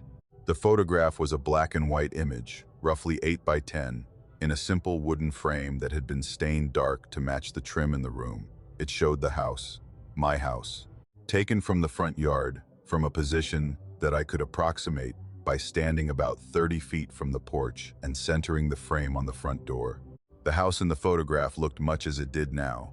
White clapboard, front porch, the swing hanging from its chains. There was a car parked in the driveway, a rounded, chrome-heavy sedan that I placed somewhere in the mid-1950s based on the styling. The trees were smaller, the yard was tidier, but the house was unmistakably the same structure I was standing in. It was a photograph of my house as it had existed 70 years ago, hung on the wall of the room where it was taken, a piece of the building's autobiography left behind for whoever came next. I left it where it was. It seemed right. The photograph belonged to the house, the way the foundation belonged to the house, a piece of its identity that predated my ownership and would outlast it. Taking it down felt presumptuous, like erasing a chapter from someone else's story. So it stayed on the wall above the dresser, and I walked past it every morning and every evening, and gave it the kind of absent glance you give any familiar object that occupies a fixed position in your daily landscape. I noticed the first change about a week after I moved in. I was getting dressed in the morning, standing at the dresser, and I looked up at the photograph the way I always did. The house, the yard, the car, the porch, everything in its place. But the front door was open, not wide open, ajar. A dark gap between the door and the frame, maybe 6 or 8 inches, showing the shadow of the interior hallway beyond. I stood there and looked at it and felt a small, quiet disturbance in my chest. The kind of sensation you get when something in your environment has shifted and you can't immediately identify what. I was certain the door had been closed in the photograph. I'd looked at the image dozens of times over the past week, and the front door had been a solid white rectangle, closed flush with the frame, matching the clapboard on either side. Now it was open. I told myself I was wrong. Memory is unreliable, especially for details you're not actively paying attention to. I'd been busy with the renovation, distracted, tired. I'd probably glanced at the photograph without really seeing it, and constructed a mental image that didn't match reality. The door had always been open. I'd simply failed to notice. I accepted this explanation and moved on. 3 days later, I looked again. The porch swing was gone. The chains that had held it were still there, hanging from the ceiling of the porch, but the swing itself had vanished. Just the chains, hanging empty, 2 dark lines descending from the porch ceiling to a point where the seat should have been and terminating in nothing. I stood in front of the photograph for a long time. I tried to construct a rational explanation. Maybe the swing had been absent in the original and I'd imagined it because the real swing was hanging on the real porch outside. Maybe the chains had always been empty and my brain had filled in the missing piece because it expected to see a complete object. But I knew I knew the way you know your own handwriting, or the sound of your own voice. The swing had been there, and now it wasn't. I began checking the photograph every day, deliberately, carefully, noting the details with the focused attention of someone cataloging evidence. For 4 days, nothing changed. The house sat in its yard with its open door, and its empty chains, and its 1950s sedan and the oak trees and the tidy grass, and everything looked exactly the way it had looked the last time I'd checked. I almost relaxed. I almost convinced myself that the changes were complete, and the photograph had settled into its final form, and whatever trick of perception or memory had caused the discrepancies was over. On the 5th day, I looked at the photograph and felt the floor tilt slightly beneath my feet. One of the upstairs windows, the window on the left side of the house, the window that in reality was 3 feet from where the photograph hung on my bedroom wall, had a shape behind it, not a figure, not a person in any clearly defined sense. A darkening of the glass, a density that hadn't been there before, like someone standing inside the room looking out through the window at the camera in the yard below.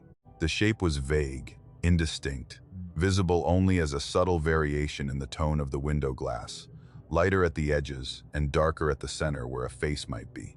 It could have been a shadow, it could have been a flaw in the glass or the photographic process. But it was new.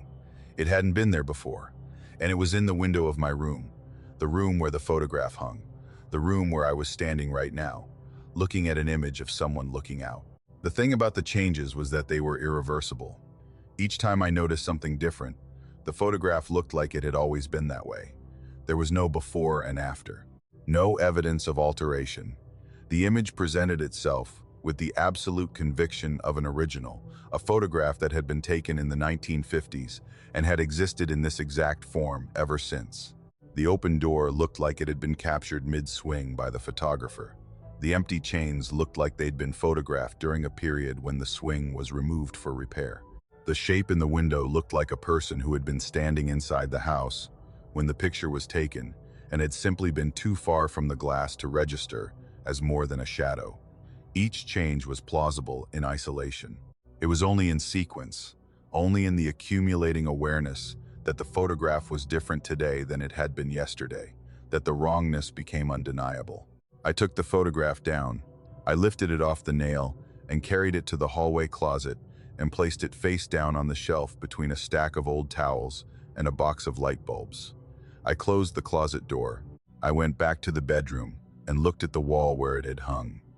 A faint rectangle of slightly brighter paint marked its position, the ghost of decades of protecting the wall behind it from fading. I went to bed that night with the photograph in the closet and the wall bare, and a feeling of control that lasted approximately 7 hours.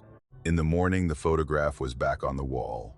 Same nail, same position, same frame. I stood in the doorway of the bedroom and looked at it and felt something drain out of me, some reserve of rationality or defiance that had been sustaining my ability to process what was happening. The photograph was on the wall. I had put it in the closet. I had closed the closet door, and now it was back, hanging precisely where it had hung for decades, as if I had never touched it. I walked to the photograph and looked at it closely. The house, the yard, the open door, the empty chains, the upstairs window, the shape behind the glass, everything as it had been the day before, except the shape was larger. It filled more of the window. The darkening had expanded from a vague center point to an area that occupied most of the glass, as if whoever was standing inside had moved closer, stepped forward, pressed nearer to the window. The outline was still indistinct, but it was bigger now, more present, and if I looked at it long enough, I could almost make out the suggestion of features. Not a face, not yet, but the architecture of a face. The places where eyes and a mouth and a nose would be if the resolution improved by just 1 more degree. I took the photograph down again. This time, I didn't put it in the closet. I put it in my truck. I drove it to the hardware store in Marlinton and left it in the cab and went inside and bought a new hook for the wall, the kind with an adhesive backing that didn't require a nail. I hung a landscape print I'd brought from Virginia on the wall where the photograph had been, and I left the old frame in the truck overnight. In the morning, the landscape print was on the floor, leaning against the baseboard. The photograph was back on the wall, Same nail. Same position. The landscape print's adhesive hook was still attached to the wall, the print having been removed from it carefully, not torn or dropped, but lifted off and set aside. And in the photograph, the shape in the window was clearer, not by much, but enough. The suggestion of features had resolved slightly, like a face coming into focus through fog. I could see what might have been the line of a jaw, the hollow of eye sockets, the darker area where a mouth would be if it were open, if it were smiling. I stopped taking the photograph down. There didn't seem to be any point. Whatever principle governed its attachment to that wall was stronger than my will to remove it, and each time I tried, the shape in the window grew more defined, as if my resistance was accelerating whatever process was underway. So I left it. I live with it. I sleep in the room where it hangs, and I pass it every morning and every evening, and I look at it the way I look at everything in the house, with the careful, measured attention of a man who has learned that the things around him are not as fixed as they appear. The shape in the window is still growing. It's larger now than it was a month ago, more defined. I can see the outline of shoulders, the suggestion of hands, possibly pressed against the glass from inside. And sometimes in the evening, when the light in the bedroom shifts and the angle catches the photograph just right, I see something that makes my breath stop. The shape isn't looking out at the yard where the camera would have been. It's looking to the side, toward the wall, toward the exact spot in the room where the photograph hangs, toward me, as if whoever is in that window has been turning, slowly, degree by degree, adjusting their gaze from the original photographer to the current occupant. And one morning I'm going to look at that photograph, and the face will be clear and the eyes will be open, and they will be looking directly out of the frame at the room where I'm standing. And I will finally see who has been living in the house in the photograph, and they will finally see who has been living in theirs. I've lived alone for most of my adult life. Not by design exactly, more by temperament. I'm the kind of person who recharges in silence and depletes in company. And after a string of relationships in my 20s that all ended with some version of "you're impossible to reach," I stopped trying to convince anyone otherwise and accepted that my particular configuration of personality was better suited to solitude than partnership. I bought a house at the end of a ridge road in Greenbrier County when I was 34, a small 2-bedroom place with a metal roof and a porch that looked out across a valley where the morning fog pooled like milk. I work remotely for a surveying company, processing field data and generating plat maps on my computer, which means I can go days without seeing another person if I choose to, and I often choose to. Bo changed the equation. I got him as a rescue when he was 2, a hound mix with a broad chest and floppy ears and the calm, steady temperament of a dog who had figured out early that the world was mostly fine if you didn't overthink it. He weighed 80 pounds and moved through life with the easy confidence of a creature that had never met a situation it couldn't handle by either investigating it or lying down near it. He went everywhere in the house, slept on the bed, usually with his head on the pillow next to mine, followed me from room to room with the patient fidelity of a shadow. When I went outside, he went outside. When I moved to the kitchen, he moved to the kitchen. He had explored every inch of the house and the property by the end of his first week and had found nothing that concerned him. That's why I noticed when he stopped going down the hallway. The house is simple in layout. Front door opens into the living room. Kitchen off to the right. A hallway leads straight back from the living room to the 2 bedrooms and the bathroom. The hallway is maybe 15 feet long, hardwood floor, with the bathroom on the left and the 2 bedrooms at the end, one on each side. The transition from living room to hallway is marked by a change in flooring. Carpet in the living room, hardwood in the hall, and a slight drop in ceiling height where the original structure meets an addition that was built sometime in the 70s. It started on a Thursday evening in the first week of October 2024. I was heading to the back bedroom to grab a book I'd left on the nightstand. Bo was behind me, the way he always was, his nails clicking on the carpet as he followed. I stepped into the hallway, felt the hardwood under my feet, and took 3 or 4 steps before I realized the clicking had stopped. I turned around. Bo was sitting at the threshold, right at the line where the carpet ended and the hardwood began.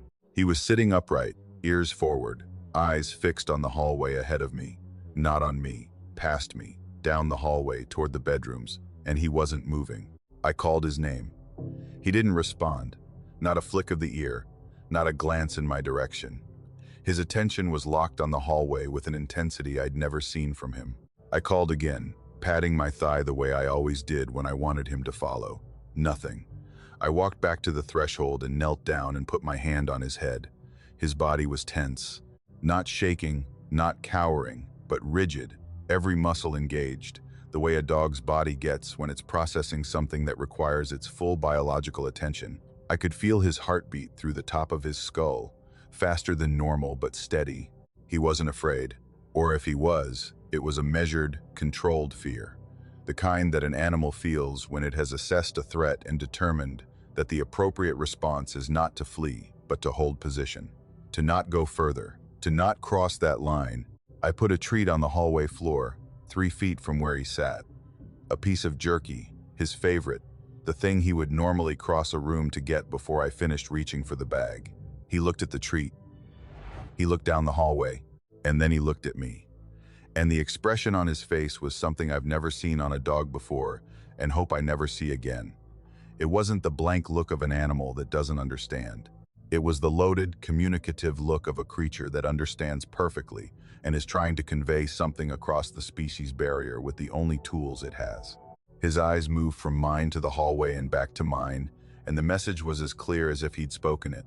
Don't go down there. Please don't go down there. I got the book myself and came back, and Bo was waiting at the threshold, tail wagging once when I returned to the living room, and the rest of the evening was normal. I told myself it was a one-time thing. Maybe he'd heard a mouse in the wall or smelled something unfamiliar carried in through a gap in the baseboard. Dogs are sensitive to things we can't detect. Their world is built on a foundation of scent and sound that makes ours look like a rough sketch. But the next evening, same thing. I walked toward the hallway, and Bo stopped at the threshold. Same posture, same fixed gaze, same absolute refusal to cross. And the evening after that, and every evening since. 3 weeks now. Every night, as soon as the light outside begins to fade and the house transitions from its daytime self to its nighttime self, Bo stops going down the hallway.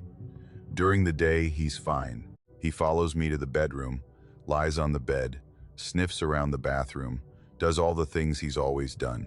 But once the sun drops below the ridge and the shadows in the hallway deepen and the house settles into the particular quiet that mountain homes have after dark, Bo sits at that threshold and will not move. I tried everything.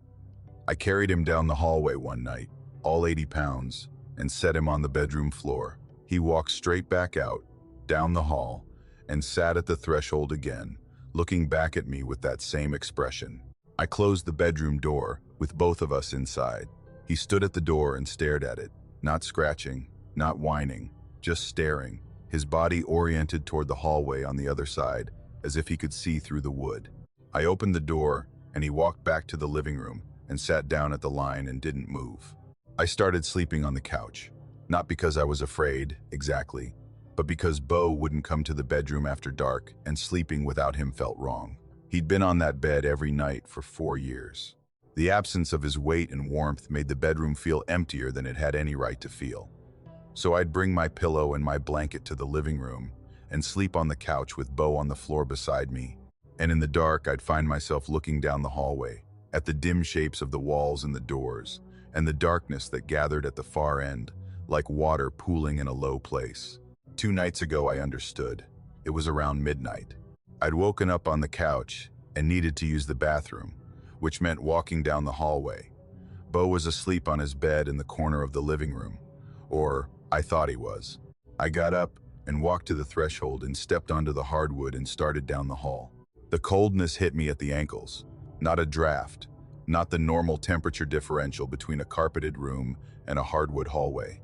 This was something else. A concentrated cold that started at floor level and rose, climbing my legs the way water rises in a filling tub, reaching my knees, then my thighs, a creeping chill that had direction and purpose, moving upward along my body with a deliberateness that didn't belong to air currents or thermal dynamics. I stopped walking. The cold continued to rise. It reached my waist, my chest. It had a density to it, a presence, like standing in a current that you can't see. Something flowing around me and past me and through me with the patient inevitability of a tide. I looked back toward the living room. Bo was awake. He was sitting at the threshold, upright, ears forward, eyes locked on the hallway, but not on me. His gaze was fixed on a point in the hallway between us, maybe 5 feet from where I stood, at roughly waist height.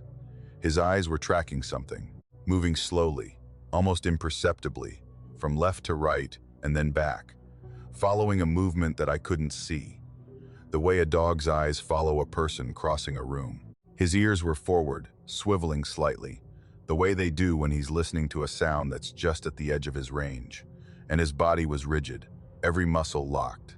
That same controlled tension I'd felt under my hand 3 weeks earlier, the posture of an animal that has assessed something and determined that the only safe response is absolute stillness. Whatever Bo was tracking was between us, in the hallway, moving. I couldn't see it, I couldn't hear it, but I could feel it. The cold that had been rising along my body shifted, concentrated, moved from a general presence to a specific location, a point source of chill that drifted slowly down the hallway toward me. I felt it the way you feel someone standing close behind you in a dark room, not through any single sense, but through all of them at once. The collective alarm of a nervous system detecting a proximity that the eyes can't confirm. Bo's gaze shifted. Whatever he was tracking had moved. His eyes swept slowly from the middle of the hallway toward the far end, toward me, and the cold came with it, moving down the hall in my direction with the unhurried pace of something that had no reason to rush. I took a step backward. The cold advanced. I took another step. Bo's eyes were now fixed on a point directly in front of me, inches away, and the chill was so intense that my breath would have been visible if there had been enough light to see it. I walked backward out of the hallway. I didn't turn around. I kept my eyes on the dark space in front of me, and I moved in reverse until my feet hit the carpet of the living room and I stepped over the threshold and stood next to Bo. He didn't move. His eyes were still fixed on the hallway, tracking the cold, watching it settle back into the darkness at the far end. And then, very slowly, his gaze relaxed. His ears lowered, his body softened. Whatever it was had stopped advancing. It had reached the threshold and stopped. The same line that Bo wouldn't cross, the same boundary that separated the living room from the hallway, the carpet from the hardwood. Bo looked up at me, and in that look was everything he'd been trying to tell me for 3 weeks. The warning, the sorrow, the plea to not go down there after dark. He'd known. From the first evening, he'd known what was in that hallway. He'd been able to see it, or smell it, or sense it through whatever channel dogs have access to that we've lost or never had. And he'd done the only thing he could do. He'd refused to cross the line. He'd planted himself at the boundary and held it every night, sitting there in the dark, keeping watch, making sure that whatever lived in the hallway after sundown stayed in the hallway. I sleep on the couch now, every night. Bo sleeps beside me on the floor, and we don't go down the hallway after dark. I use the bathroom before sunset. I get whatever I need from the bedrooms while there's still light. And when night comes and the house settles and the hallway fills with whatever fills it, I stay in the living room with my dog, and I trust his judgment more than I trust my own senses, because he can see what I can't. And whatever he sees, whatever it is that moves slowly through the dark hallway of my house each night, he's decided that the bravest thing he can do is sit at the edge of it and not look away. So that's what we do. We sit together in the living room, and we don't cross the line, and we wait for morning. I bought the house in Fayette County in the fall of 2023 because it was cheap and I was tired. Tired of renting, tired of landlords, tired of living in spaces that belonged to someone else and carried the invisible weight of their decisions in every crooked shelf and half-repaired fixture. I'd been working as a paramedic in the New River Gorge area for 6 years, pulling shifts that left me hollowed out in ways I didn't have the energy to examine, and the one thing I wanted more than anything was a place that was mine. Somewhere, I could close the door and sit in silence and not owe anyone an explanation for how I spent the hours between shifts. The house was on a secondary road between Fayetteville and Lookout, set on a half-acre lot that backed up to a wooded hillside.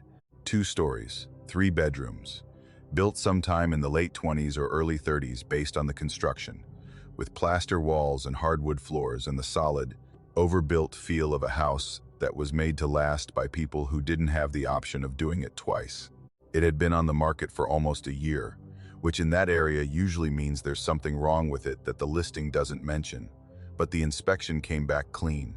Foundation was sound. Roof was recent. Plumbing and electrical had been updated within the last decade. The only issues were cosmetic, peeling paint, dated fixtures, and wallpaper in almost every room that had been applied in layers over the decades until some of the walls were practically upholstered. I moved in and started stripping wallpaper immediately. It was the kind of work I needed. Physical and repetitive and mindless. The perfect occupation for a brain that spent its professional hours making life and death decisions and needed its off hours to be as thoughtless as possible. I started with the downstairs rooms, steaming and scraping and pulling, revealing layers of pattern and color that told the decorative history of the house in reverse. Floral over plaid over stripe, over a base coat of paint that was probably original. Each room took 2 or 3 days. I filled trash bags with damp strips of paper and paste and carried them to the curb and went back for more. I got to the back bedroom on the 2nd floor about 3 weeks in. It was the smallest of the 3 bedrooms, maybe 10 by 12, with one window facing the hillside and a closet with a door that didn't quite latch. The wallpaper in this room was different from the others. It was a single layer, applied directly over the plaster without the underlying strata of previous patterns that I'd found elsewhere in the house.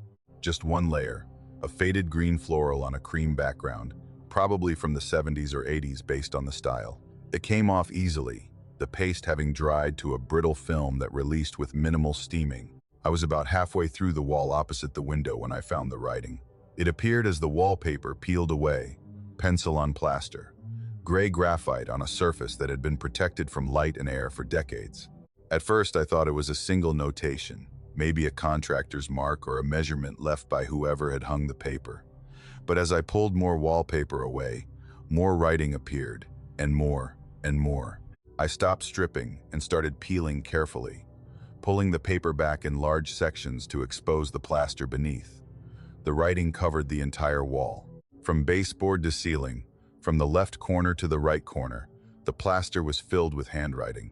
Rows and rows of it, organized in rough columns, each entry following the same format. A first name, a last name, a date. Written in pencil, some entries sharp and dark, others faded to near invisibility. The graphite reduced to a ghost impression on the plaster that you could only read by angling your flashlight across the surface. The handwriting varied. Some entries were neat and deliberate, written in the careful, upright penmanship of someone who took their time. Others were looser, more casual, with the relaxed slant of someone comfortable with the task. And some, scattered among the others, were barely legible, scrawled in tight, trembling letters that suggested either haste or distress. But every entry, regardless of the handwriting style, followed the same format. Name and date, name and date, name and date. I counted them.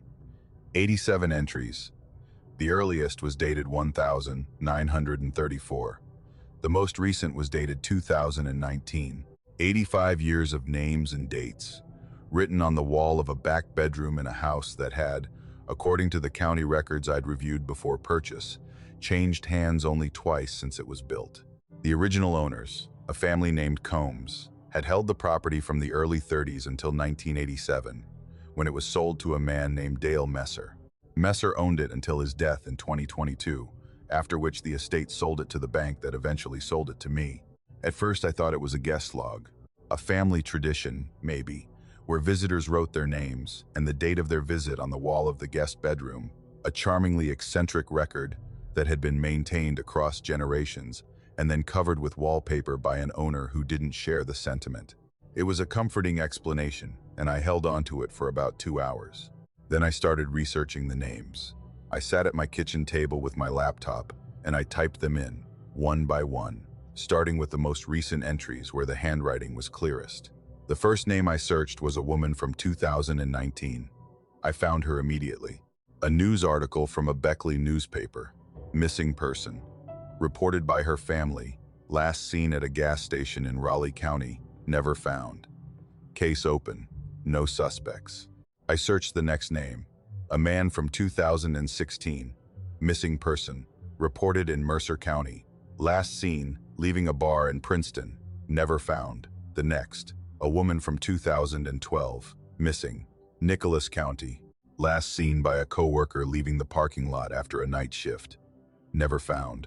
The next, a man from 2008, missing, Fayette County, last seen by a neighbor walking on a rural road near Gauley Bridge. Never found. I searched every name I could read clearly. 23 names over the course of 2 evenings. Every single one was a missing person. Not dead, not relocated, not incarcerated. Missing. Reported to law enforcement by family or friends or employers, and never found, never seen again. No body recovered, no evidence of foul play established.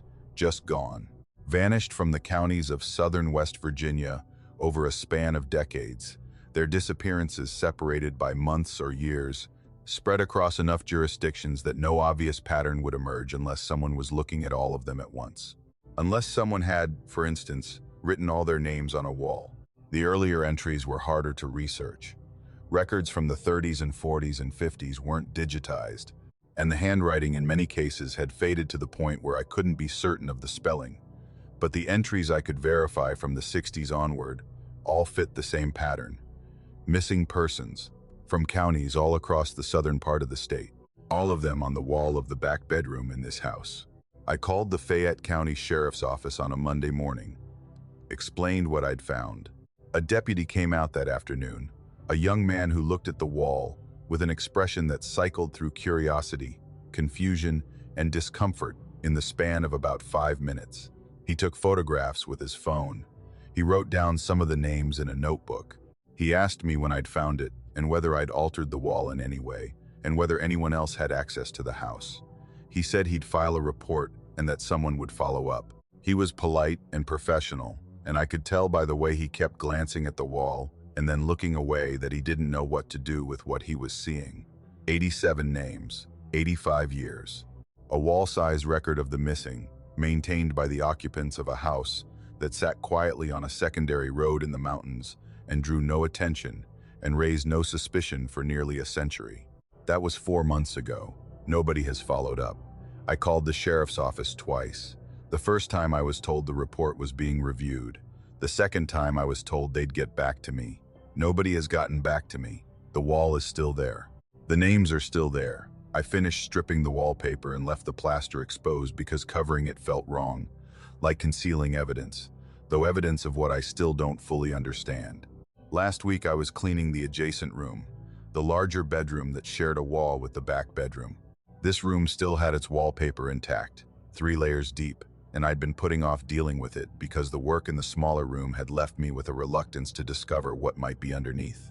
But a water stain on the ceiling had caused the top layer to bubble and peel near the corner, and I needed to strip the damaged section to assess whether the plaster beneath was compromised. I pulled back the wallpaper, and there, on the plaster, in pencil, was another entry. Not 87 entries. 1. A single name and date written in handwriting that was sharp and fresh, the graphite dark and unweathered, as if it had been written days ago rather than years. The pencil lines hadn't faded at all. The plaster around them was clean, unstained, untouched by the aging that affected the entries in the other room. The name was Dale Messer, the previous owner of the house, the man who had bought it in 1987 and lived in it until his death in 2022, the man whose estate had sold it to the bank that sold it to me. His name was on the wall, and the date next to it was not 2022, the year he died. It was not any date in the past. The date next to Dale Messer's name was yesterday, the day before I found it, written in pencil on the plaster of a room that had been wallpapered for decades, behind paper that showed no sign of having been removed and reapplied, in handwriting that could not have been placed there without stripping the wall first. I stood in that room and I looked at the name and the date, and I thought about Dale Messer, who had lived in this house for 35 years, who had maintained the list in the back bedroom, adding names and dates over the course of 3.5 decades, continuing a practice started by the Combs family in 1934, who had covered the wall with wallpaper at some point, perhaps when he sensed his time was ending, perhaps as a final act of concealment, and who was now, apparently, being added to the list himself. Not by me, not by any living person I was aware of, by the house. by whatever mechanism had driven the Combs and Messer to write those names for 85 years, whatever compelled the record, whatever demanded that the missing be cataloged, accounted for, written down in pencil on plaster in a back bedroom that nobody ever looked at. I haven't stripped any more wallpaper. There are rooms in this house I haven't touched, and I'm not going to, because I've started to understand something about the list that I didn't understand at first. It's not a record of what happened somewhere else. It's not a log of news stories or police reports, names collected from newspapers and written on a wall as some kind of obsessive archive. The handwriting varies because different people wrote the entries. The Combs family, Dale Messer, others maybe, whose connection to the house I don't know, but the names aren't research. They're testimony. They're the names of people who came to this house and didn't leave, written by the people who lived here and knew what happened and couldn't stop it and couldn't talk about it and could only do this one small thing, this private, hidden act of acknowledgement, writing the names of the missing on the walls of a room nobody would see, behind wallpaper nobody would strip, in a house that sat quiet and ordinary on a road where nobody looked twice. And now Dale Messer's name is on the wall, dated yesterday, which means the list isn't finished. It means whatever has been happening in this house for 90 years is still happening, and I'm living in it. And somewhere in these walls, behind paper I haven't pulled, there may already be another entry, a name I'll recognize, a date I haven't reached yet, written in pencil on plaster, in handwriting that isn't mine, and I'll find it the same way I found all the others. Too late, after it's already been written, after whatever the name represents has already been decided.